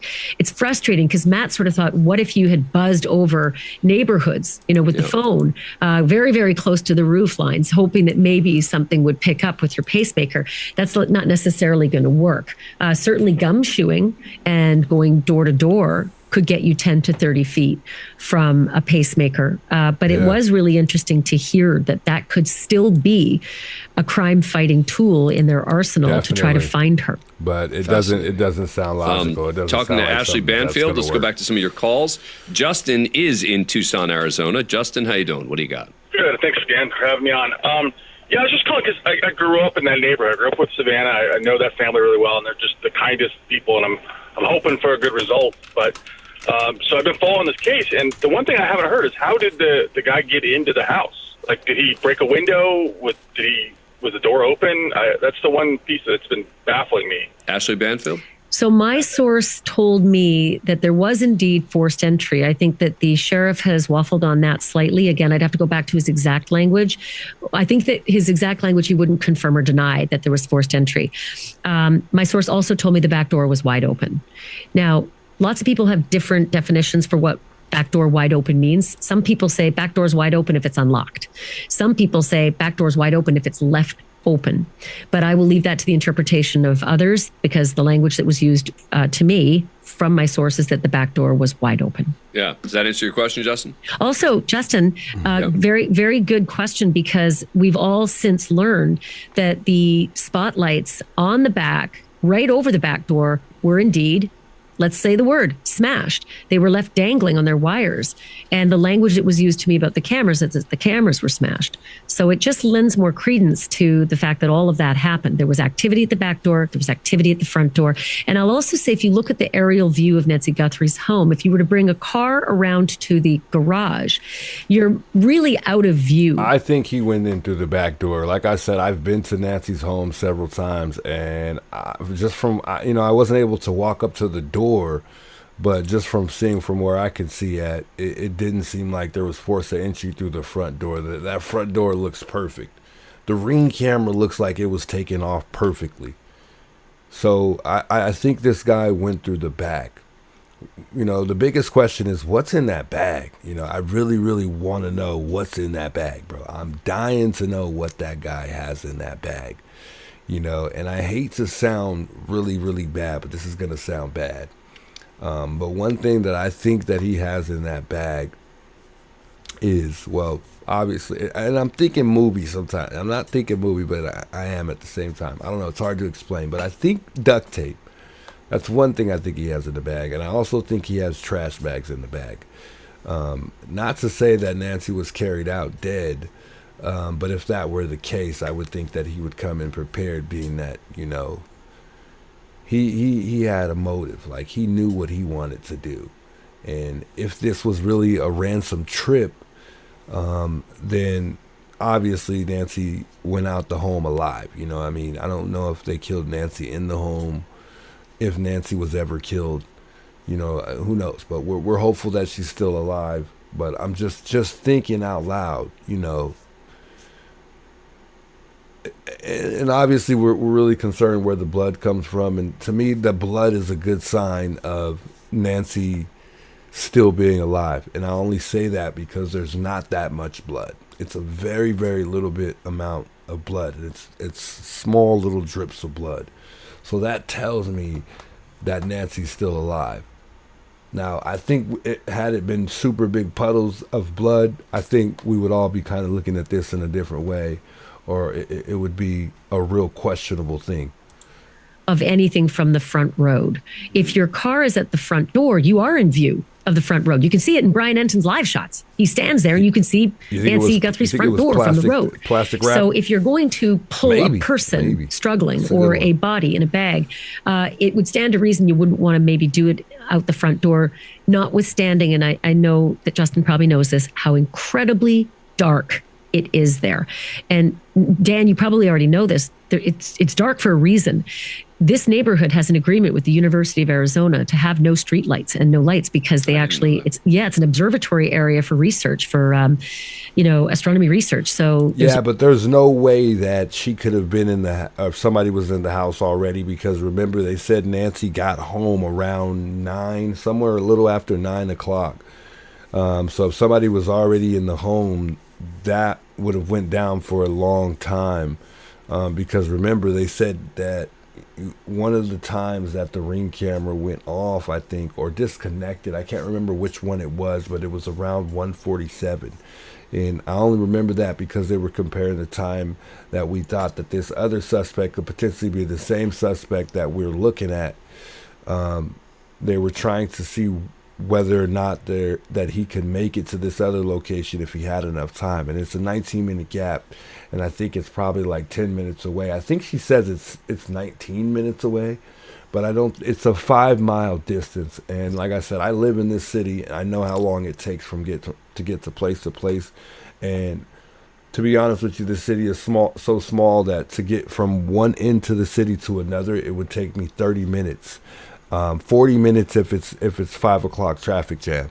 The reason it's as dark as it is. And so, again, notwithstanding that it's dark, you probably wouldn't want to be seen at all. Car going by, bringing someone or a body or anything out of the front door. Justin, answer your question? Yeah, I guess so. Thanks. Yeah, thank you.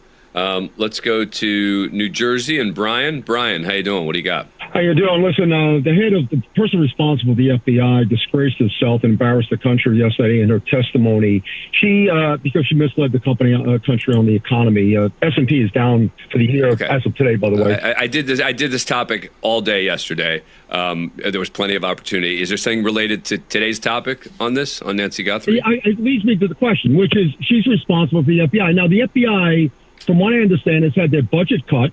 There's no doubt there are a lot of guys demoralized. Trump declared war on the FBI when he came back into power. I'm just wondering if some of these cuts have made them less effective, and are we all in more danger than we were before Trump took over? Because, frankly, they've not distinguished themselves to date in their performance in this investigation. They've had tougher cases that they solved faster. Well, I guess I'd say a few things. First of all, I do think the FBI has suffered under Kash Patel.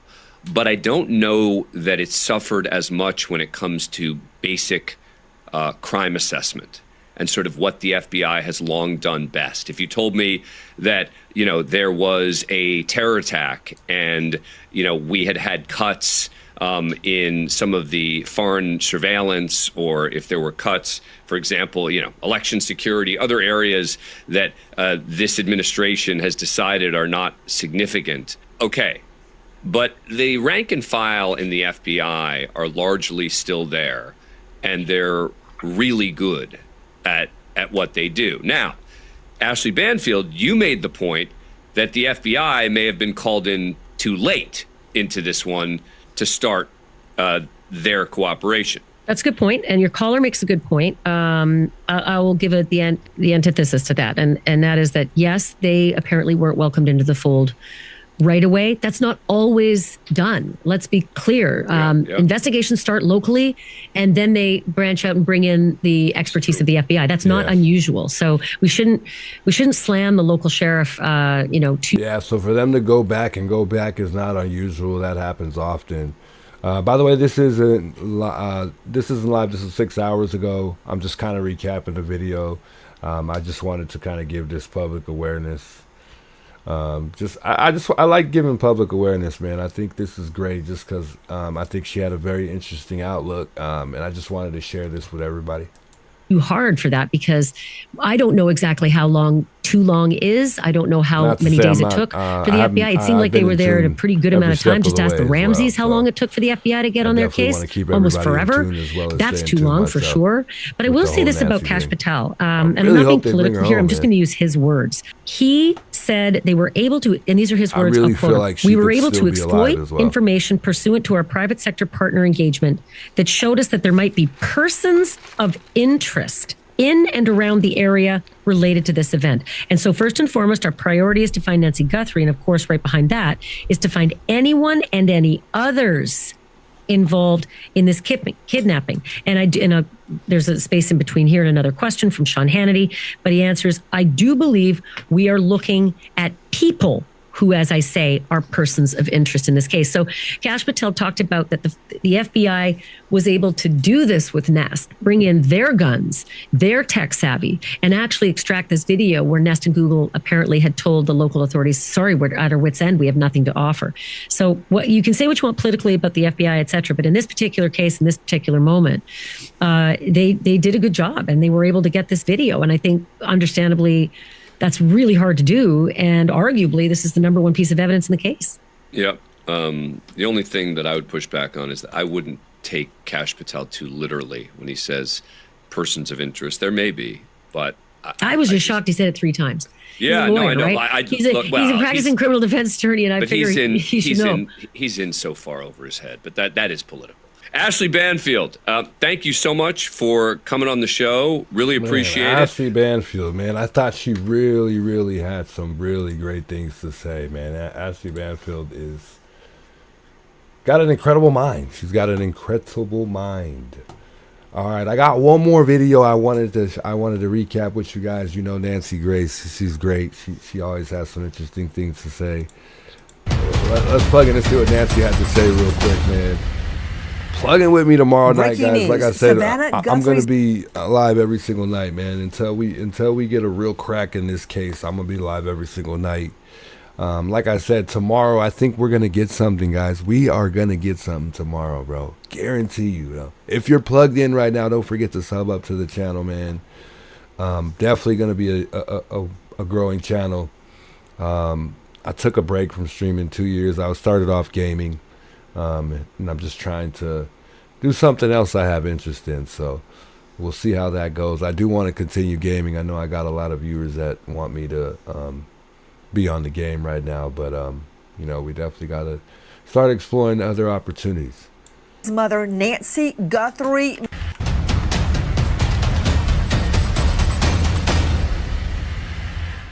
Breaking news. Savannah Guthrie's mother, Nancy Guthrie, missing.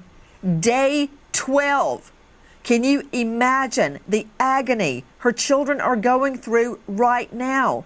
Waking up first thing in the morning, waking up at night, wondering, is she... Bro, man, Nancy made a good point right there to start it off. Just fire right off the rip, man. I was thinking that earlier, man. I'm just like, I can't imagine what Savannah's going through, as well as Annie, too, although we think that Annie and Tommaso have something to do with it. I really, truly just can't imagine what's going on with Savannah. Like even me, like this is not even my grandma or, my family member, but the fact that it's in my city and that person is out there on the loose right now, bro, that's the scariest thing.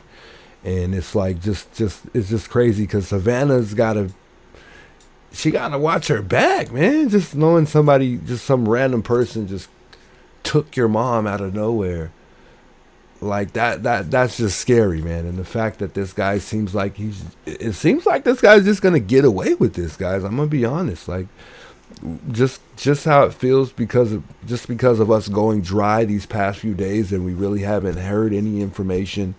The police, the sheriff have yet to take the press and let us know what's really going on. Neither have the FBI said anything. No one's really said anything. The only people that have really been speaking out and keeping everybody in the loop and in tune is us.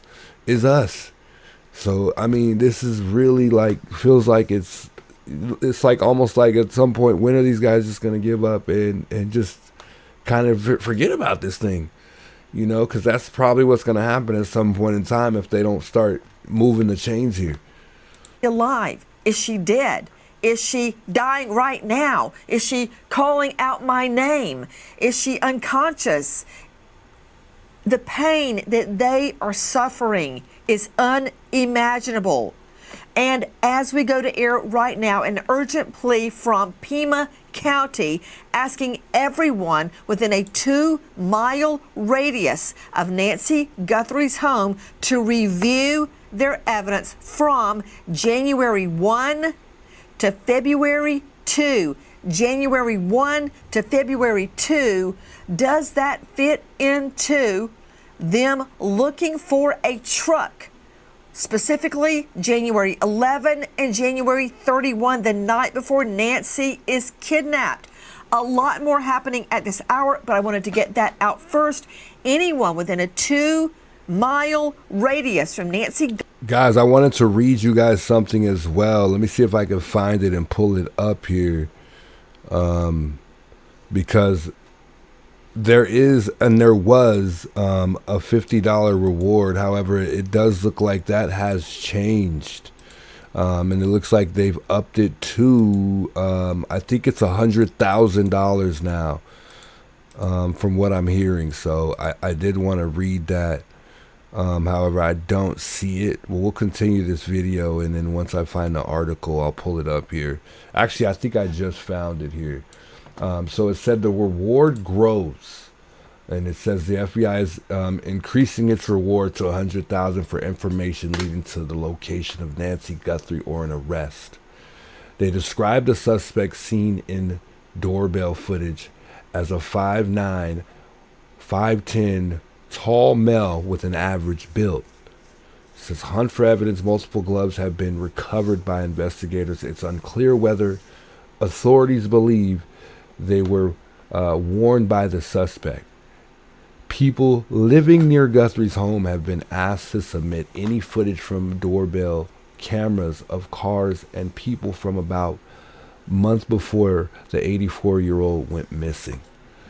So I thought that was interesting to share. I don't think, again, that glove has anything to do with it. Like I said, there's over 100 FBIs right now. Well, there was over 100 in that area of Nancy's home. And I just don't believe that when you got those type of people walking around, that's going to be something that goes missed. Guthrie's home. Pima County sheriffs are begging you to review any and all surveillance video, door cams, ring cams, Nest, surveillance video, anything you've got. You got a Tesla? Is it running? Do you have 360 circumference video on it? Look at it, look at it, look at it. Good evening. I'm Nancy Grace. This is Crime Stories. I want to thank you for being with us.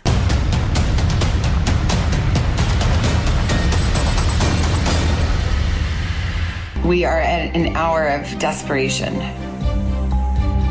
and we need your help. What happened? Was this really a kidnapping? Totally terrifying situation. You don't know what. So that's Nancy right there in the middle. For those of you guys plugging in and you're not aware and in tune what's going on here, that's Nancy right there. That's the brother. I don't know his name. And then we got Annie right here on the left. Annie did release a video. I'll probably show that before I get off tonight, of her when she was younger. I think it was her and Annie when she was a lot younger. It looked like she looked to be in the video like 8 or 9, maybe a little bit older. But like I said, yeah, Savannah did release a video today. What is real? What is fake at this point? This criminal did mess up somewhere, and they will be caught. But where? Where? What was his error? We know there had to be one foul up. Will the FBI be able to find it in time to bring Nancy Guthrie home alive? Today, hearts dropped when a tent, a forensic tent, was put up outside of Nancy Guthrie's door. Look at this. Comments flooded online, afraid a body was being recovered. I can tell you right now, no. Cadaver dogs have combed the area. This is from our friend Matt Finn at FNC. But typically, when you see a tent like that, it means nothing good. Joining me and all-star panel to make sense of what we're learning right now, straight out to Nima Rahmani joining me, former federal prosecutor turned trial attorney, president, West Coast Trial Lawyers, author of Harvard to Hashtag. Nima, thank you for being with us. It's certainly not the first time you've seen a kidnapping. Typically, when we see a tent joining me and all-star panel to make sense of what we're learning right now, straight out to Nima Rahmani joining me, former federal prosecutor turned trial attorney, president, West Coast Trial Lawyers, author of Harvard to Hashtag. Nima, thank you for being with us. It's certainly not the first time you've seen a kidnapping. Typically, when we see a tent joining me and all-star panel to make sense of what we're learning right now, straight out to Nima. I don't know what's going on with my sound. Let me start this back a little bit. Oftentimes, it's to hide. Was this really a see?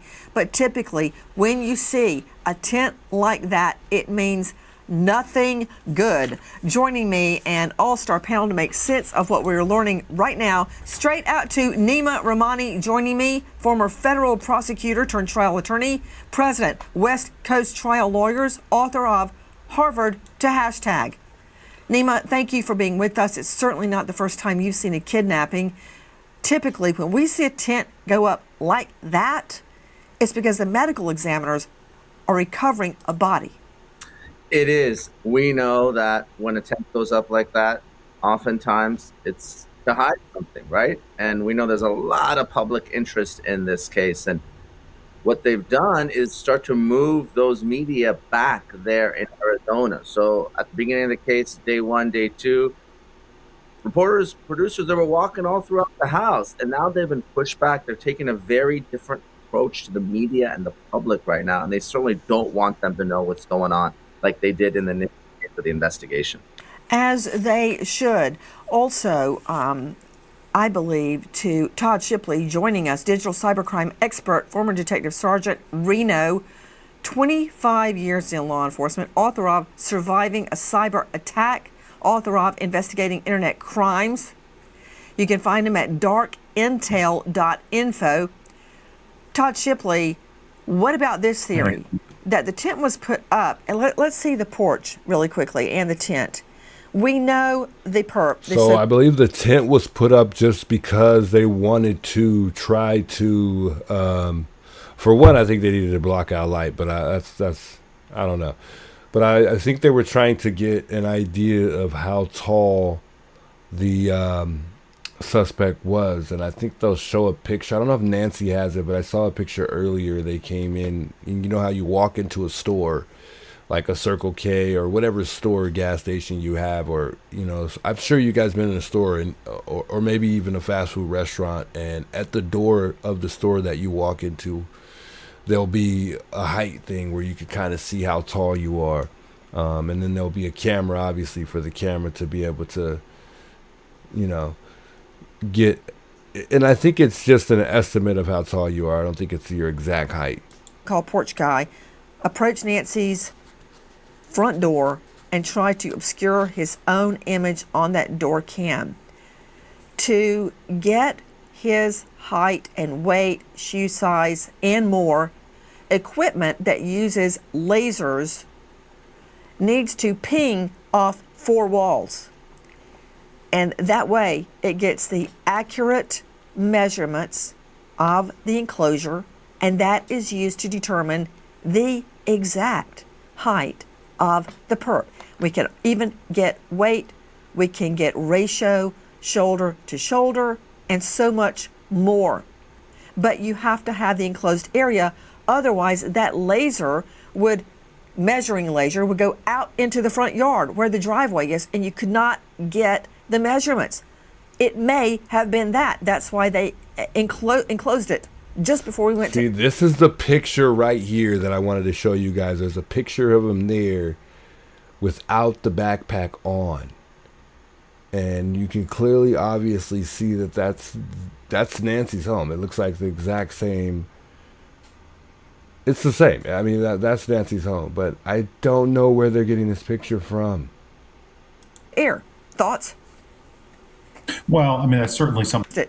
Measurement. And also, you can see him, like, right when the video plays, you can see he's coming from the back because he just turned a corner. Measurements. I want to stop it right there because he's coming from an angle. But it's almost like maybe not, and the car parked down the street or just to the left of that, where that camera's at, just out of the camera view. Because this is what makes me think they did know the house because they knew there was a Ring camera. And if they knew there was a Ring camera, why would you be dumb enough to park your car in front of it? And they know how critical it is in a lot of crime incidents when you have an actual vehicle.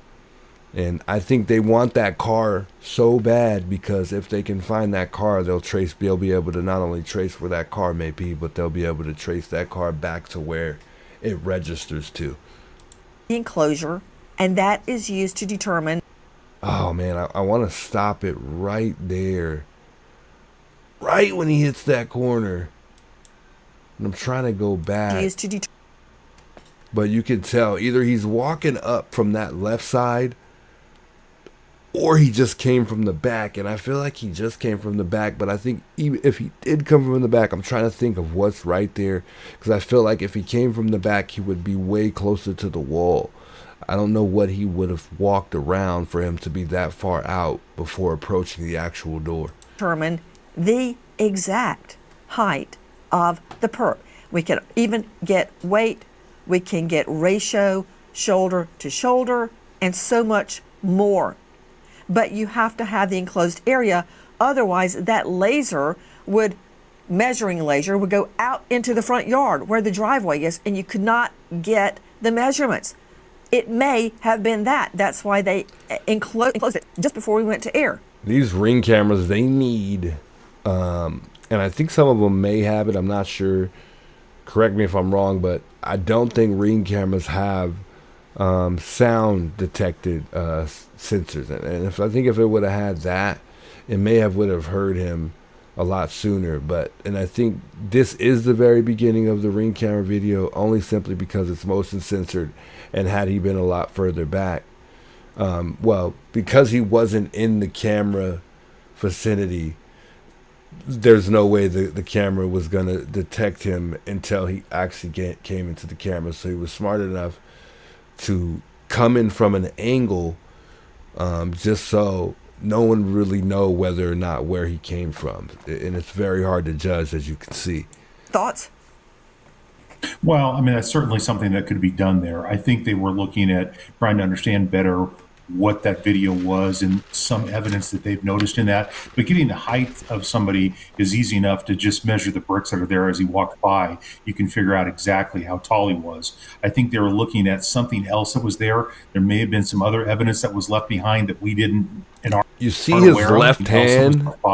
You can look at his left hand at the bottom. Is easy enough to just measure the bricks that are it's there. Almost as he like he by. is trying to pry it off. How tall he was. I think they were looking at something else that was there. There may have been some other evidence. He's not that was trying left to cover that camera. He's trying to take that camera off. You know what? I think that's actually the door handle. But again, I know he's trying to take the camera off. I don't think he's trying to cover the camera. But I think at that very bottom, that's the door handle. That we didn't and aren't aware of. Else it was Go there. back. There may have been figure out. Oh exactly no, he's not how tall touching he the was. door handle. I think they were looking at If something that's else the door that was handle. there. There may have been some other evidence that was left behind that we didn't and aren't aware of. That they. No, he did not touch that door handle at all.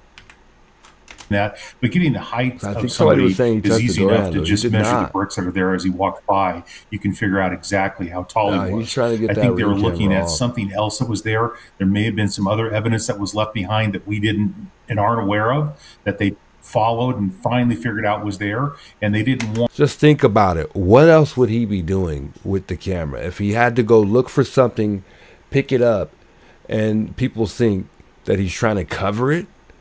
So why would he approach the camera initially and be messing with something on the camera?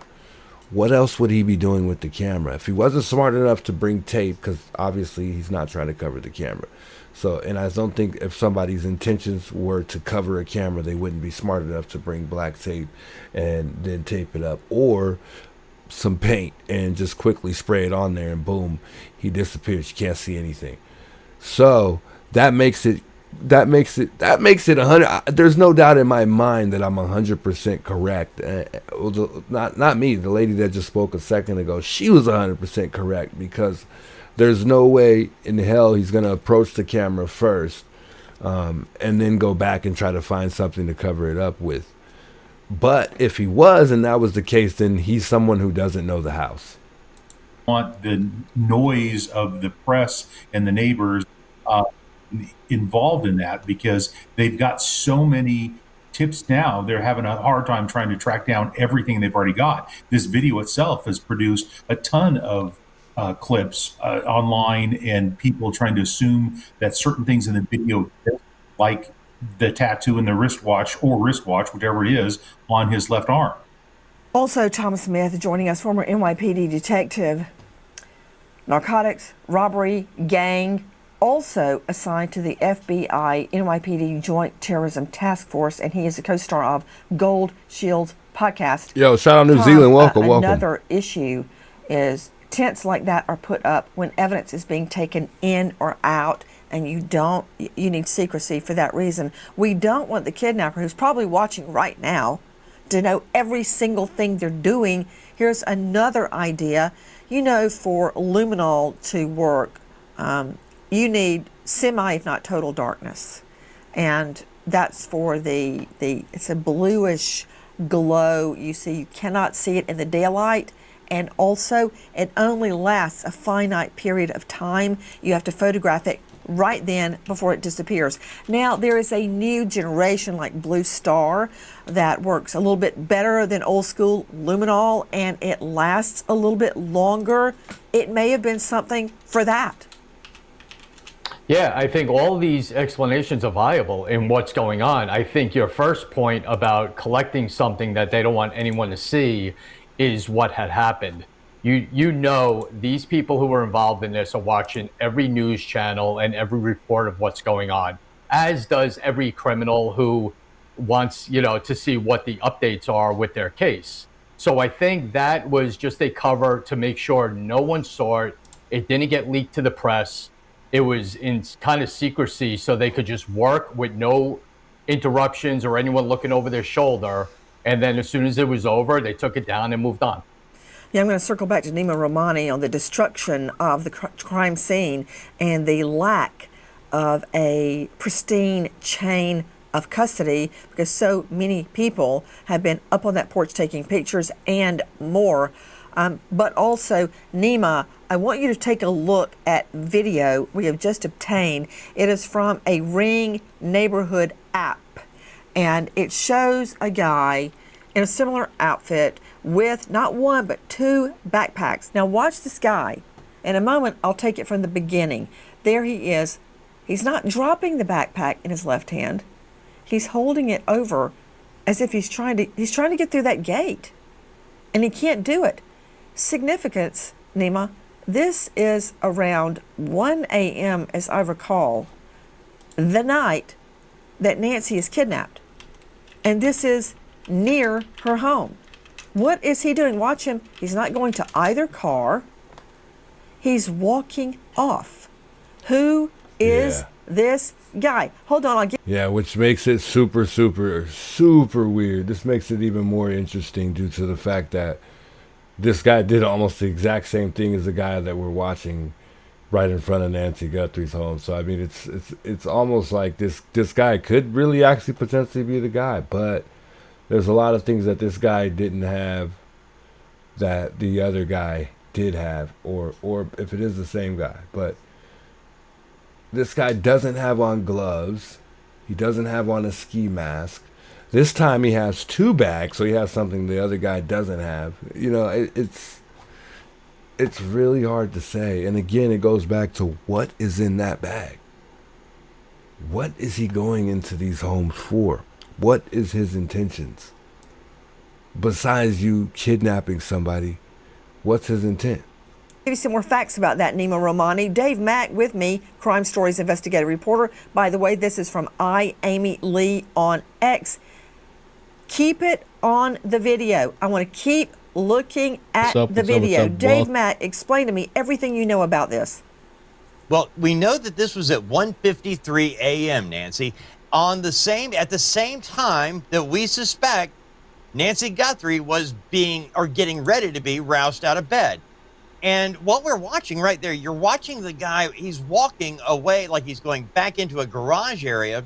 But Nancy, when he comes back, you'll see the FBI already has this video, because these backpacks, first of all, why is he wearing one and carrying another?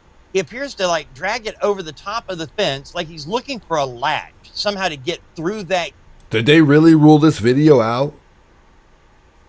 No way, Ram. Where'd you hear this from? Let me know, because if you did, I want to verify that myself.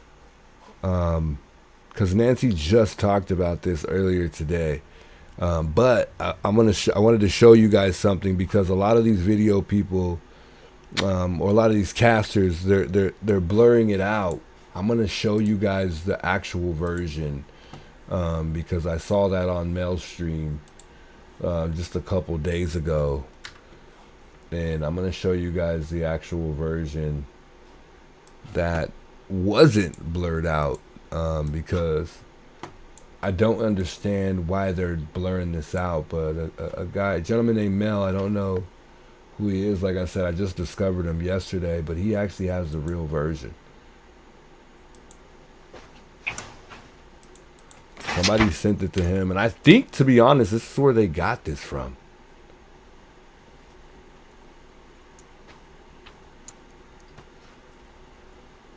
But this guy looks like a tweaker. I'm going to be honest with you. The guy that was in front of Nancy's home doesn't look like he's a tweaker at all. It's hard to tell and judge based on him having a mask.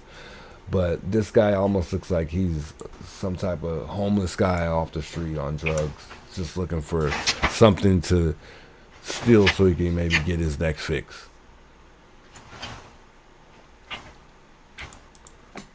We'll still watch the video. If this was actually ruled out, I'm sorry for showing it, but it's still important, because it's not important, but it's still something to show, just because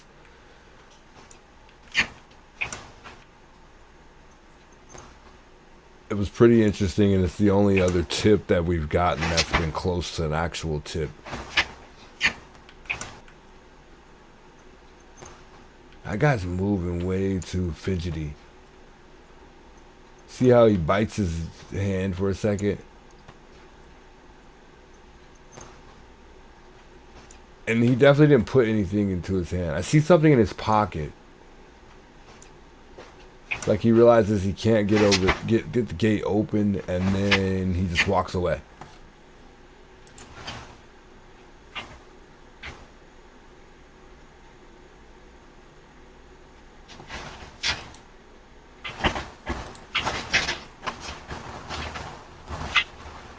What they're saying is they're asking, and this one actually has sound, and you can see a lot of these people casting these videos, they don't have any sound. Gate, me talking to somebody on the other side of the gate, like, do this, do that.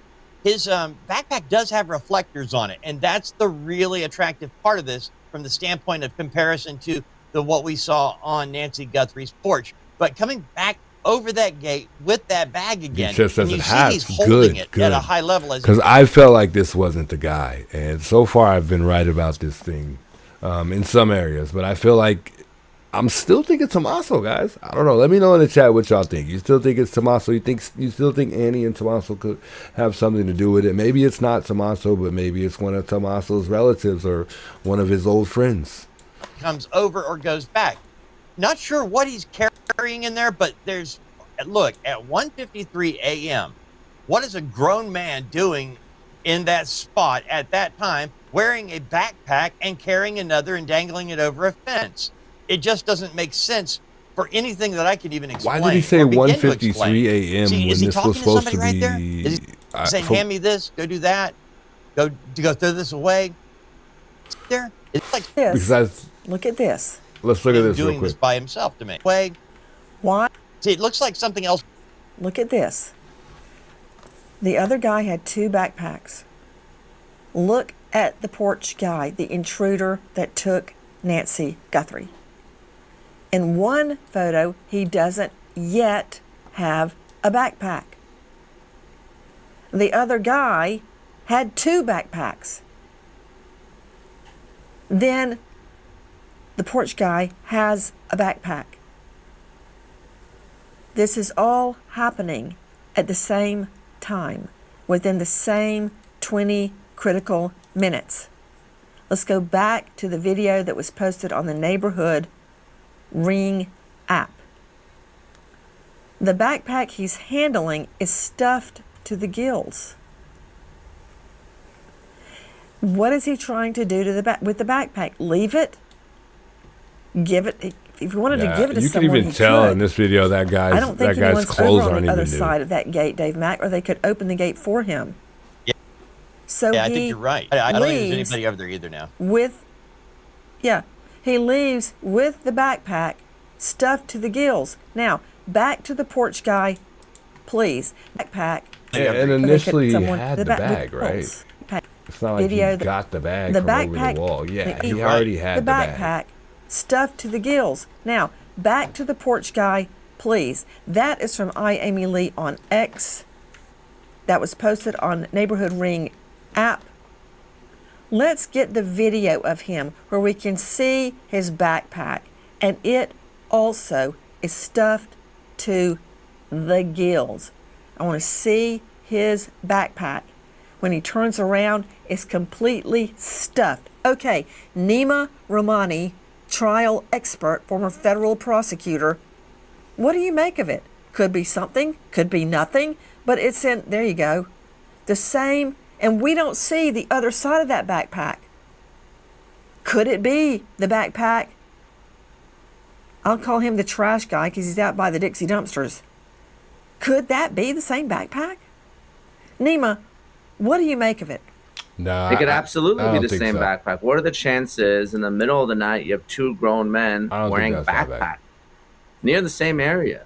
So likely it is the same backpack. Now, hopefully there's more evidence that can connect these 2 individuals and see what their relation is. You have 2 men, you have 2 backpacks about the same time. I mean, this is a key critical piece of evidence. In fact, I think this is the most important piece of evidence that's come out in the past 12 days, aside from the Nest camera that we've all seen many times. That Video Nest camera is is all always the we best have. evidence. It doesn't lie. And in this particular case, I think it's critical. Now, the question I have is he wearing gloves or is he not? It doesn't appear that he's wearing gloves. Not wearing gloves. He does not have facial hair. I'm not saying this guy Yeah, I is agree. I feel like they're wasting a lot of time focusing on this guy when they could be using a lot of other tools that they have to figure this thing out and really crack this investigation. They're definitely have wasted a lot of time in this. And a lot of the things that they're doing now should have been done a long time ago from the very beginning. And the clock, like they said from the very beginning, that the clock is ticking. The clock is ticking, and it's just a matter of time. And one thing that made me upset with Savannah was due to the fact that she said that we will pay. And they never paid. So I don't know if Savannah's going to feel some type of guilt if we do figure out where Nancy's at and then Nancy is dead. God forbid, because we're not hoping that Nancy's dead. We're hoping Nancy's that alive. you would see in any neighborhood in any part of the country in the middle of the night. Grown men walking around with backpacks. But at first, she said, oh, we will pay. And then, all of a sudden another video comes out and then they say, we want to see proof of life. When I think that should have been all thought through initially. Considering it seemed like the person who wrote the ransom letter wasn't really in contact, but for all we know, that person may have been in contact with Savannah the entire time, and she just didn't share that with the world. It's just not at 2 a.m. in the morning. Yeah. So, look, is it possible that this is just an innocent person? Of course, it's always possible, but this is something that you absolutely need to pursue if you're law enforcement, to try to find the second individual. And Dave Mack, let's stay on the video, please. Dave, how far away from Nancy's home is this? 5 miles, Nancy. 5 miles. When, you know, we talked about that time period here from 147 until 212, pretty much. It fits. I'm not suggesting it's anything more than this, but why is he carrying a second backpack? What is he trying to do with it? Is he trying to figure out, I got to get rid of this thing, but I don't know what to do? We thought about the whole plan, but we didn't figure out what to do with this. That might be why we ended up with a glove in the desert. Hi guys, Nancy Grace here. Between the grocery store and insurance premiums, even with a steady job, more families are being forced to rely on financing. 866-8 already been handed over to the FBI. So these are the gloves. Now, I think they show what the gloves look like. And again, these are disposable gloves, guys. We can't even tell in the video Nancy Guthrie, if it's real actual gloves that he has on or it's like those disposable gloves. But what we can tell, I think, in the video that a lot of us are right about is the fact that he has on 2 gloves. So I feel like he does have on 2 different gloves. His home was immense. I pointed it out, Nancy, that we're not talking 10 or 12 detectives. We're talking hundreds of law enforcement people. Yeah, and with that being said, how in the hell all of a sudden are there gloves laying on the side of the highway? Come on now. Walking the again, going back to what my man said in the chat just a second ago, they're wasting time. Sides of the streets. We're wasting time. Some of them not even built on, just roads leading to another road. And they walked along the sides of the road looking through brush and rocks about 1.5 miles from Nancy Guthrie's home. 1.5 miles from her home on the side of the road in some brush. First glove was found. Second glove found nearby in similar situation, like it was just tossed out of a car driving on the road. Less than 1.5 miles from her home. Okay, what we were showing you is from our friends at Fox News. I want to see the day shot, and I want to show that to all of our guests. Back to you, Nima. This is also from our friends at Fox News. Nima, I like this shot because you can see them going in couples in daylight, and you can see exactly where they're looking. They're kicking, literally beating the bushes along a roadside. There were, as Dave Mack said, scores of them out in pairs, looking all up and down the roadways in Estrada, Tucson, and Campbell, and beyond. Then suddenly, at the same time, they find not 1 but 2 black gloves, highly similar to the ones worn by the intruder, the kidnapper. I'm wondering if they got a tip, Nima, that someone saw someone throw something out of a window. I don't think that guy was that dumb, but like I was saying earlier, this has been pretty much the only other tip that we've had, and I mean at least the only one that they've shared as far as tips go. But other than that, today and yesterday have been pretty dry days. We've had nothing since that surveillance video. Now 3 days ago, we've literally had nothing.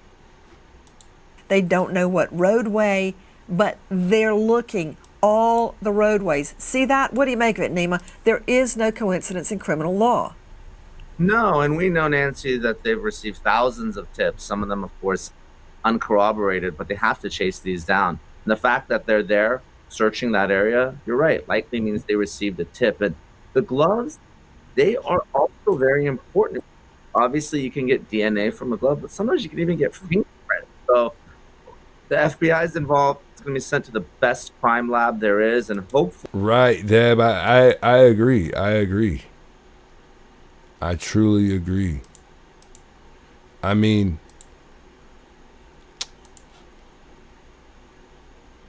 that's why it almost feels like the ransom letter is fake, and that's the only reason why I say that ransom letter is fake, because someone who's holding somebody for ransom, just think about it.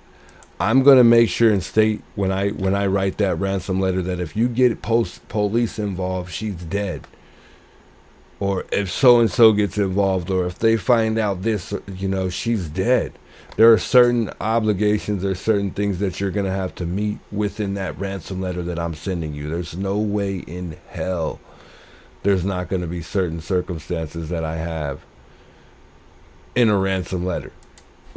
No way. They can get something off this glove. And even if it's not DNA in the database, you know, Nancy, better than anyone. With today's familial DNA searches, you can find people based on their family members. So if there's anything on these gloves, this could be the evidence that breaks the case wide open. Also, guys, as we go to air, we are learning investigators are requesting more. They're making another plea for any video showing vehicles, traffic, pedestrians, suspicious activity from January 1 to February 2 near, this is the important part, East Skyline Drive and North Campbell Ave. East Skyline Drive and North Campbell Ave. That is a 2-mile radius. Is that the 2-mile radius around Nancy Guthrie's home? Between January 1 and February 2, near East Skyline Drive and North Campbell Ave. Now, 10 minutes away from me. Yeah, there's no way somebody planted that glove. For the public's help, identifying any video surveillance within a 2-mile radius of Nancy's home. Are these the parameters that we're just hearing about?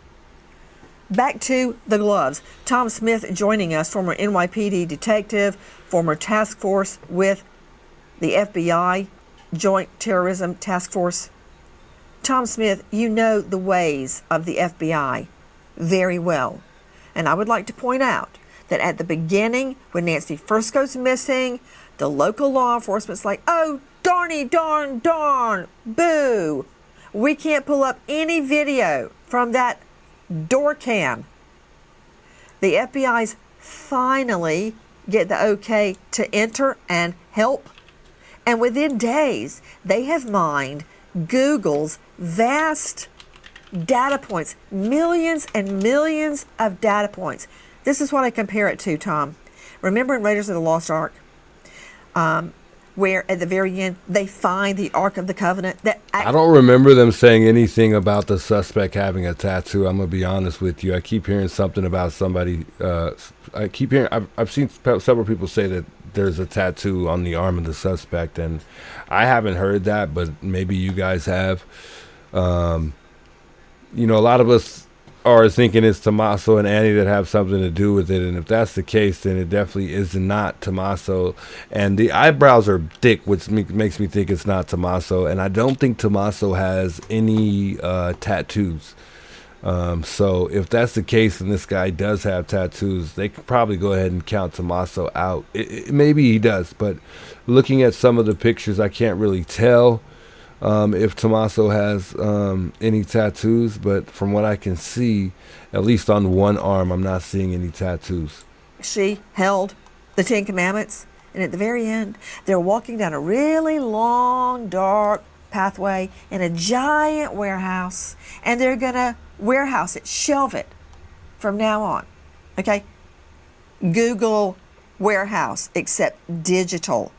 Within days, Nest, which Nancy had, you can see at the top right side of the video from her door cam, it's Nest.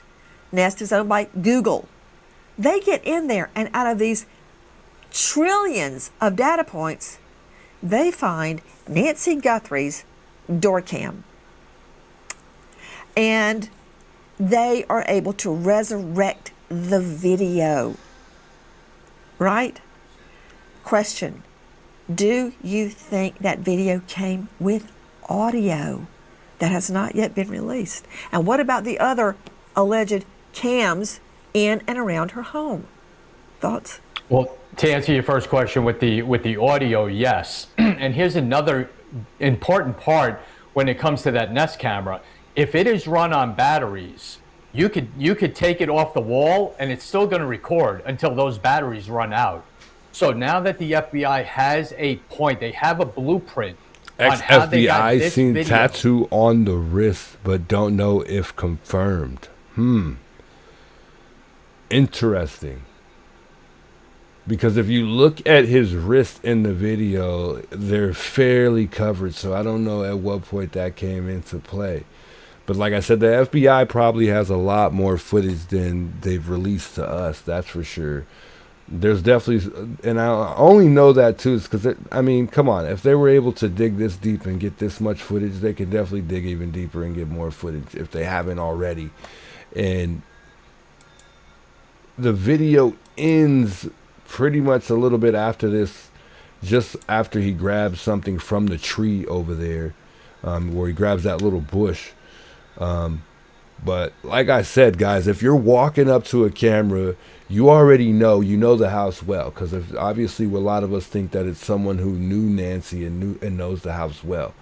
If I already know somebody has a Ring camera, and that's going to be one of my biggest problems, I'm going to do one of two things. One, I'm going to get spray paint and probably just put some spray paint on it. Or two, I'm going to just go ahead and bring some black tape with me. And as soon as I get there, or, get up to that Ring camera at my location that I'm going to rob or murder someone, I'm going to tape that up. And right away, you can clearly see I'm gone. The screen is completely black. So, I mean, obviously he had, it doesn't seem like he was aware there was a Ring camera, which makes me start to lean in a different direction with this, because I'm already going to have the tools that I need to pry or take, however I'm going to take that Ring camera off. And I may even educate myself before I go a little bit on how to take a Ring camera off. Because I'm quite sure that this Nest camera came with the bracket to snap it onto. So I'm pretty sure there's many videos on YouTube that you could educate yourself on based on how to just take off a Ring camera. But with that being said, maybe he does have the knowledge to take off a Ring camera, considering the way he did it. But at the same time, maybe he doesn't, because he didn't bring any tools to take it off. He brought tools for something else, considering we got a bag full of God knows what. But it's just a bunch of buts. We really don't know. But he definitely wasn't trying to cover that Ring camera up. I know he was smarter than that for sure. He definitely wasn't trying to cover that Ring camera up with those tree leaves or whatever he got off of the bush or whatever it was. He was trying to find something hard enough, because he starts looking before he gets to the branch. And he starts looking around thinking like, from the night, what could I get? What could I find to pry this off real quick? Vision perspective of the video, and that doesn't color things well. And in fact, sometimes black is white and white is black, depending on the shade of the color. So we don't know for sure what kinds of colors are in this video at this point in time. You're absolutely right, Shannon. I think that's where a lot of those little bits, bitty pieces of glass came from. I think he may have checked the back first before he came to the front, and then whatever he did with the Ring camera, he made his way back to the back and then forced his way in. Or he maybe just simply approached, the door right away, did what he needed to do with the Ring camera, and then forced his way in through the back. I'm telling you right now, I've been there several times, and from where I'm standing at, I can see the door good enough to see whether or not there was force of entry, unless he was super slick and he got into the door without messing anything up. From what I'm hearing, the back door was left wide open as well, so that tells us he went in through the back. American homeowners, the FBI has been warning about a type of real estate fraud called monitoring urgent alerts. And if you are a victim of fraud, they will spend up to $1 million still gonna break to fix off. it. Please don't, or just use the link below, and good luck. Guys, we also have theories, and everything's just a theory right now, that the perp has a Man, that's an interesting point, Mill, because I was thinking the same thing. If I was going to take it off, then I think personally for me, just because I'm tool savvy when it comes to working on stuff, I figure stuff out pretty easily, and I feel like I would have found a way to get that thing off of that bracket. But that's just me. But I mean, if that's the case and it really is that easy to just pop off, he definitely didn't educate himself before going on how to pop off a Ring camera, nor did he know how to take off a Ring camera. There's just no way. But I mean, he definitely had a brilliant and bright idea on how to take it off, because he knew that the clock was ticking, and you know, that time is crucial. He didn't have much time. If you're going to do something like that and commit a crime like that, you ain't got much time. Tattoo on his left wrist. Dave Mack, what, if anything, are you seeing? You know, Nancy, it's like everything else. When somebody tells you there is something there, you start looking for it. I'm not an expert at seeing something out of nothing. I can't tell if there's a tattoo there, but if there's a marking of any kind, the experts involved in this investigation, they're going to figure it out, Nancy. They'll know exactly what's there, and then when they have a perp, they'll be able to match it up. It's as simple as that. There is also video circulating from February 2. Repeat, February 2. Let's take a look at that video, which has also been uploaded. What's interesting about this is it looks like the same guy's legs. The stocky thighs, there's the backpack, similar leggings. Completely different walk. But I don't see the significance. This from Amy Lee on X, because isn't this February 2? What about it, Dave Mack? Yeah, you're exactly right, Nancy. The significance is that we've got somebody that is seemingly matching some of the description. You mentioned the legs in a similar type outfit. Again, wearing a backpack, and he's out checking cars. Is he trying to find one that's unlocked that he can steal? He's just seemingly walking aimlessly, trying to open a car door. But again, you do have kind of a walk to look at.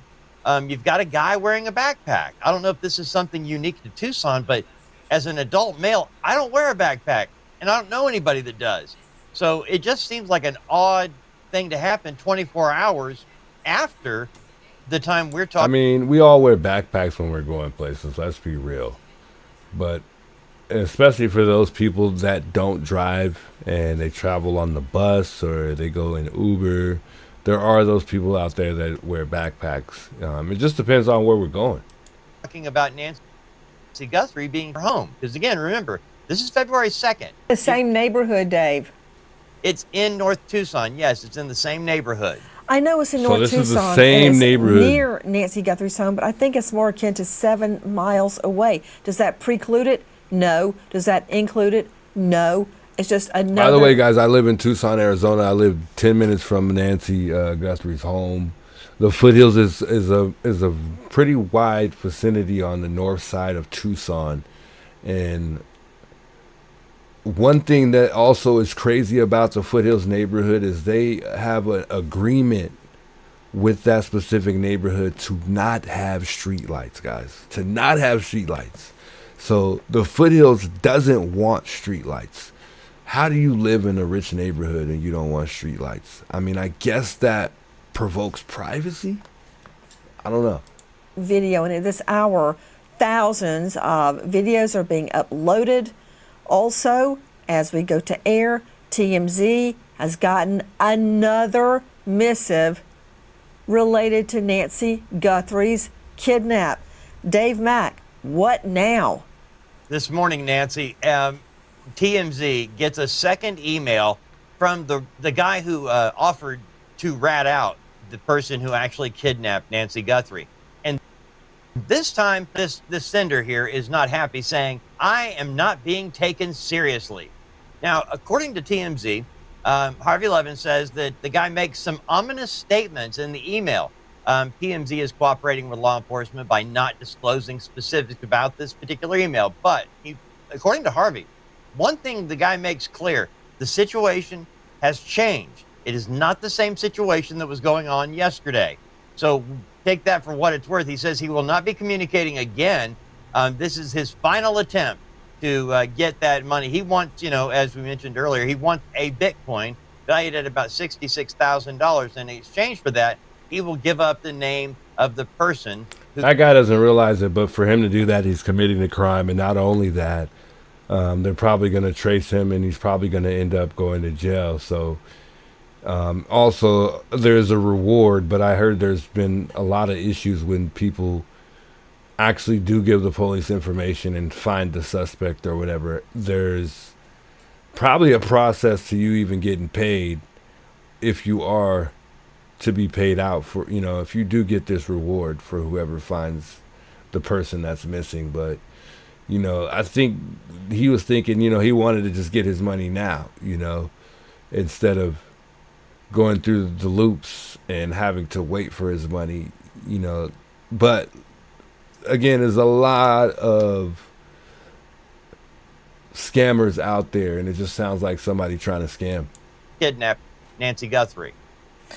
Bitcoin is like stocks. It goes up, it goes down. As of last night, it was at $67,500 for one Bitcoin. $67,500 for one Bitcoin. Okay, Nima Rahmani. Ransom cases are few and far between. We can count them on two hands easily. This goes all the way back to the Lindbergh baby. Yeah, that's the thing. Why are they covering the faces if these are people committing crime and these are people that we need to look out for in our cities? I don't think they're doing us a good deed by not looking out for us. You know, the only thing they're looking out for us about is the fact that there's somebody in our area, but there's no one to look out for if we can't identify and see who it is. And how are we helping as a public if they're not showing the face? Just like the lady made a comment, and she said that if that was my son in a ski mask, I would know right away if that was him or not. And just like I made a comment as well, if that was my best friend or someone I've known for years in a ski mask, I would be able to tell if that was him or not. And I think with that being said, it's very important that they unblock the faces, because the public has been nothing but very helpful. And for me, I feel like we've been more helpful and done more investigating than the actual FBI and the sheriff that's investigating this whole thing. So yeah, I don't get the whole face covering thing. That said, now you've gotten another guy. It sounds like a rat offering to rat out a rat. And now he sent 2 notes. And one of them says, "You're not taking me seriously." Have you ever noticed when somebody says, "I'm not stupid," they are in fact stupid, or "I'm not crazy," and they are crazy. So now he's saying, "You're not taking me seriously." Wonder why. There's a $50,000 reward, Nima. Why not take that? Why try to threaten and blackmail people into giving you Bitcoin anonymously? If you know something, go get the 50 grand. Well, that's why no one's taking him seriously. I'm assuming it's a him, maybe it's a her, because it's not a serious request. Like you said, who wouldn't claim the $50,000 reward? I'm sure the Guthrie family would add to that if you could actually identify the kidnapper. This is not a legitimate request. It's another scam, and that's why law enforcement and TMZ, they're not taking it seriously. Someone that wants to profit off this tragedy, try to get an anonymous Bitcoin, make some money off it, and it's really shameful. But it's not something I don't think law enforcement is really pursuing, unless it's its own separate crime, like we've seen in the past. Also, as we go to air tonight, Savannah Guthrie has released a heart-wrenching video. Let's take a look. Here's the video I was talking about earlier. Savannah, this is probably the only update we've gotten today besides them talking about the gloves. But in this video is what Savannah released earlier, and I think she released a video with her mother when she was a child. Savannah's video. Here you see Nancy Guthrie in early days and her 2 daughters, Annie and Savannah. Look at that amazing smile Nancy Guthrie has. And there she is with Annie, Savannah, and son Cameron.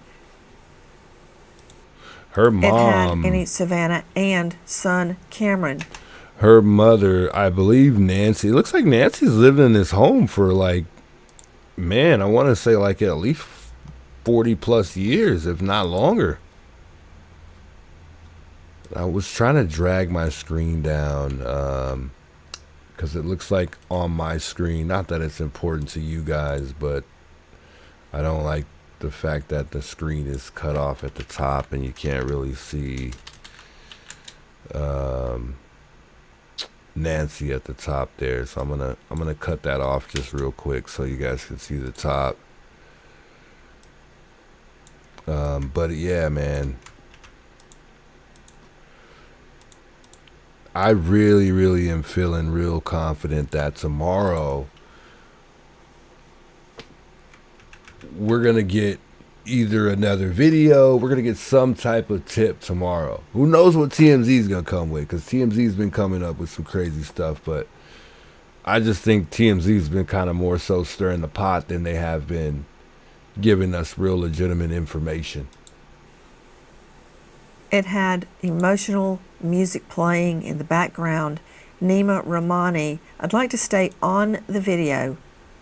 What is the purpose? I'm sure Savannah is thinking of her mom, longing for her mother, praying for her mother. I think there's another purpose as well, Nima.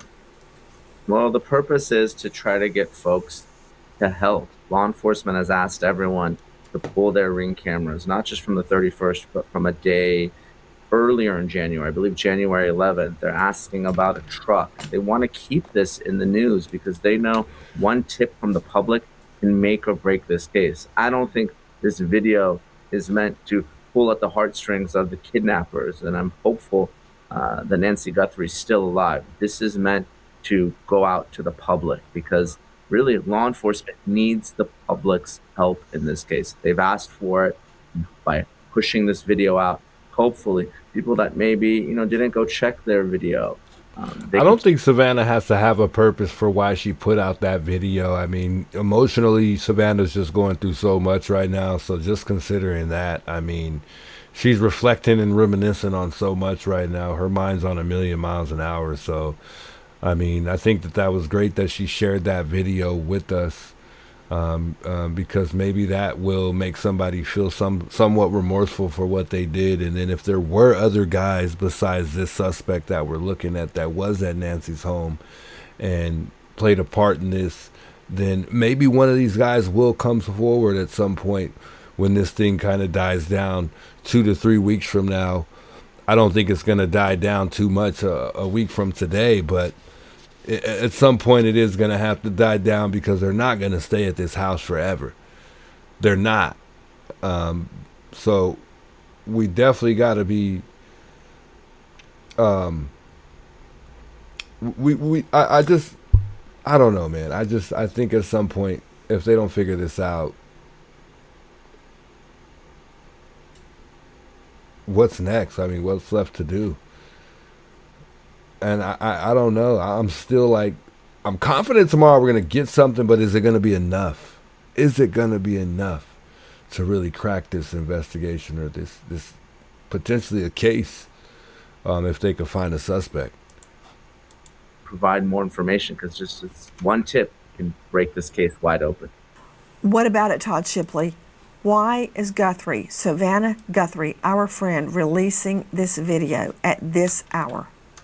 Well, I think, as was just stated, it's about keeping this live for people, keeping in the forefront of the press, driving them to report on this so that there's more to keep the story out there. Because I think at this point in time, they're probably Hobby says there's a video out there with a similar doorbell camera with a guy without his mask that may be the same person.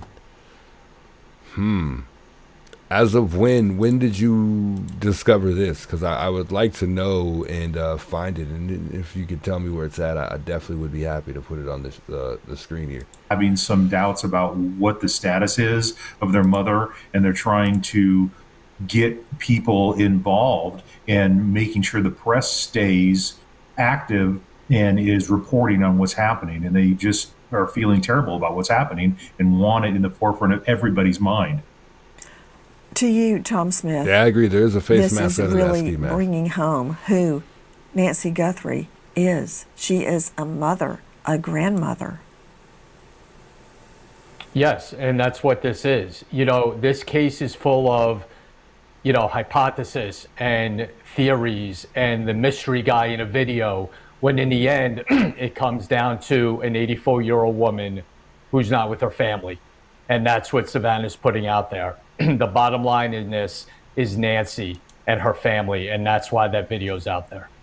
Also at this hour, vehicles at the center of Guthrie's kidnap investigation are probed. Police.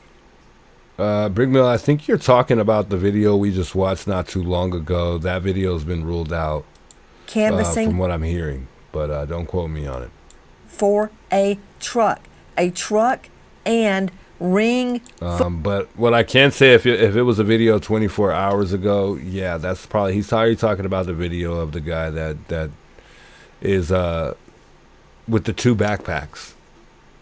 Footage. The truck has been ID'd down to particular hours, January 11 between 9 p.m. and midnight, and January 31 between 9:30 a.m. and 11 a.m. Repeat, a truck seen by neighbors, hopefully on footage, for 2 specific windows of time. January 11 between 9. Guys, shout out to everybody plugging in tonight. I appreciate everybody stopping by to join up the stream here and plug in, man. Don't forget to subscribe to the YouTube channel, and if you are here in the chat here or listening and watching the stream, don't forget to like the video, my friends. Seen by neighbors, hopefully on footage, for 2 specific windows of time. January 11 between 9 p.m. and midnight, and January 31, the night before Nancy is kidnapped. January 31 between 9:30 a.m. and 11 a.m. To Tom Smith, this tells me the FBI believes that a truck was canvassing the area before the kidnap, several weeks before, Jan 11, and the night before. What do you think? I think that sounds like that might be correct. Just simply because I feel like if they were to put a body in something, it would have to be a truck or a van. A car just doesn't seem like it fits the moment. You know what I mean? It doesn't seem like that would work very well if you plan on taking a body with you. And especially if there's somebody helping, I don't think that would be a good idea to take a car to something like that. But it is doable in any type of vehicle. That we won't overlook. That makes sense. You know, that's what criminals do. They'll lay out their plan, they'll walk through their plan and see the viability of getting their plan accomplished. And all of them do that, you know, from the smallest crime to something complex like this. So for the FBI to come out and say they're looking for a truck beforehand does not surprise me at all. And again, that's good police work to narrow that down into a time frame and looking for a truck to let everyone know what to look for on their ring cams. And the significance, I think, Todd Shipley, is that if this is true, the perp was casing the area in the daytime and then comparing it to the nighttime. Who is home? Are a lot of people out walking dogs? Are they in and out? Are people Hey, Dylan, in the I agree, area Dylan. That he could be frequently? trying to Are they confuse coming in the and out of feds. Nancy Guthrie's driveway? They want to see the But I don't location think in so. the daytime and in nighttime conditions. At the same time. Exactly. And so they're trying to identify what their plan of attack is going to be for the night that they perpetrate whatever crime is going to be, and have in place an idea of how they're going to get. Shannon says new video has a guy, I think, in blue. Where are you guys seeing this new video at? Because I've been back and forth on YouTube this entire time, and I haven't seen any new video on any new suspect that could have any allegations in regards to the Nancy Guthrie investigation. So where are you guys seeing this?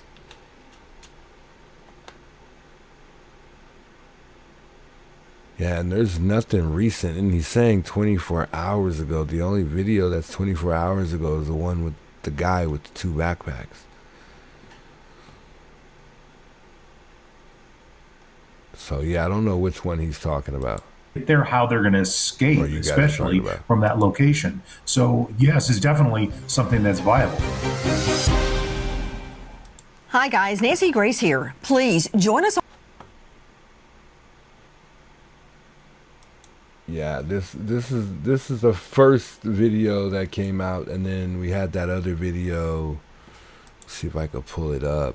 I really don't want to play it anymore because they said that it was, you guys have been saying it was ruled out. So if it's ruled out, then there's no purpose for us to be looking at a video that has nothing to do with this Nancy Guthrie investigation going on. So, but I'm pretty sure everyone in here is hip to the video. So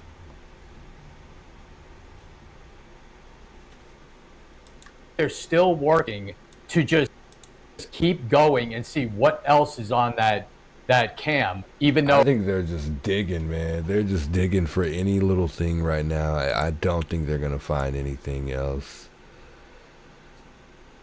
I think it's gonna take the work of the data that the FBI has in order to find anything else.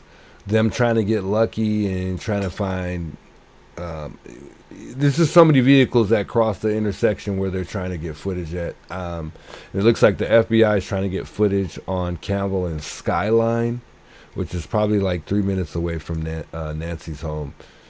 And they're also trying to get lucky and hopefully they find someone that had a dash camera, which that just seems like almost impossible. It's possible, but it almost seems impossible. A guy scooping a place miles away, video probably not related.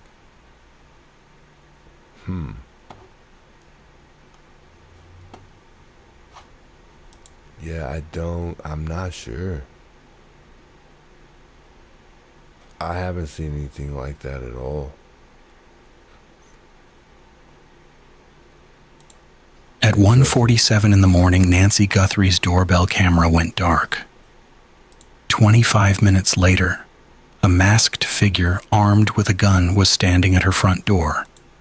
And 41 minutes after that, her pacemaker disconnected from her phone. Forever. For 9 days, investigators thought there was no footage. The camera wasn't even subscribed to a recording service. There was supposed to be nothing. But then the FBI pulled something from Google's back-end servers that nobody expected to find. Residual data, ghost images, footage that should not exist. Okay, so man, I guess since it doesn't really have nothing to do with the Nancy, we won't play it. But I mean, and also if it was something that had something to do with it, it would probably be viral enough for me to find it right away. So I mean, being that I can't find it right away, I don't think that it's a video that's out there that a lot of people are watching. So and inside that footage, guys, I gotta get going. I'm gonna call it a night. I do have work in the morning. I will be streaming tomorrow night, so make sure you guys plug in with me tomorrow night, because I will be live. And like I said, we are gonna continue this thing up until, you know, they figure something out. And I'm hopeful. I think they're gonna eventually dig deep enough to finally find something and crack this thing open. I can't call it. I can't really call it, but I'm just gonna stay confident that they are gonna find Nancy and bring Nancy home, man. I think that we still have time left. You know, I think that pacemaker is somehow, some way still working. However, I don't know what type of medications Nancy was on that, you know, keep her stable. But hopefully whoever it is who took her has those medications, even if they didn't take her actual medications with her when she was taken out of her home. Maybe this person was able to figure out a way to give Nancy or get Nancy certain medications that she needs to have a normal everyday living life. So let's just stay confident that Nancy's going to come home. Plug in with your boy tomorrow. Like I said, I am going to get off for the night, guys. I will try to start a little earlier tomorrow. However, it doesn't really matter for me the time. I'm a night owl, so I'll be up streaming a lot later than I am today, tomorrow. And let's just hope and pray we find we get some more tips tomorrow, right? Have a good night, guys. Much love. Big shouts to those of y'all who plugged in tonight. I appreciate it, y'all.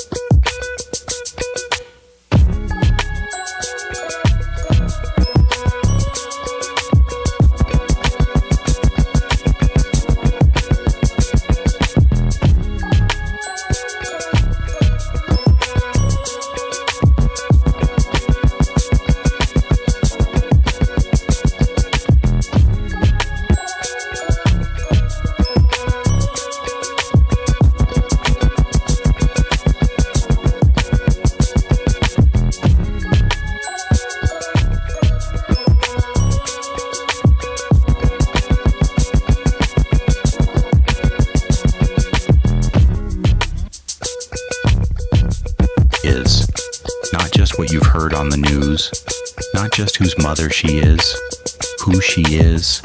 Nancy is 84 years old. She's a mother of 3, a grandmother. She lives alone in Catalina Foothills, an upscale community just north of Tucson, Arizona. And according to Pima County Sheriff Chris Nanos, Nancy is, in his words, sharp as a tack. No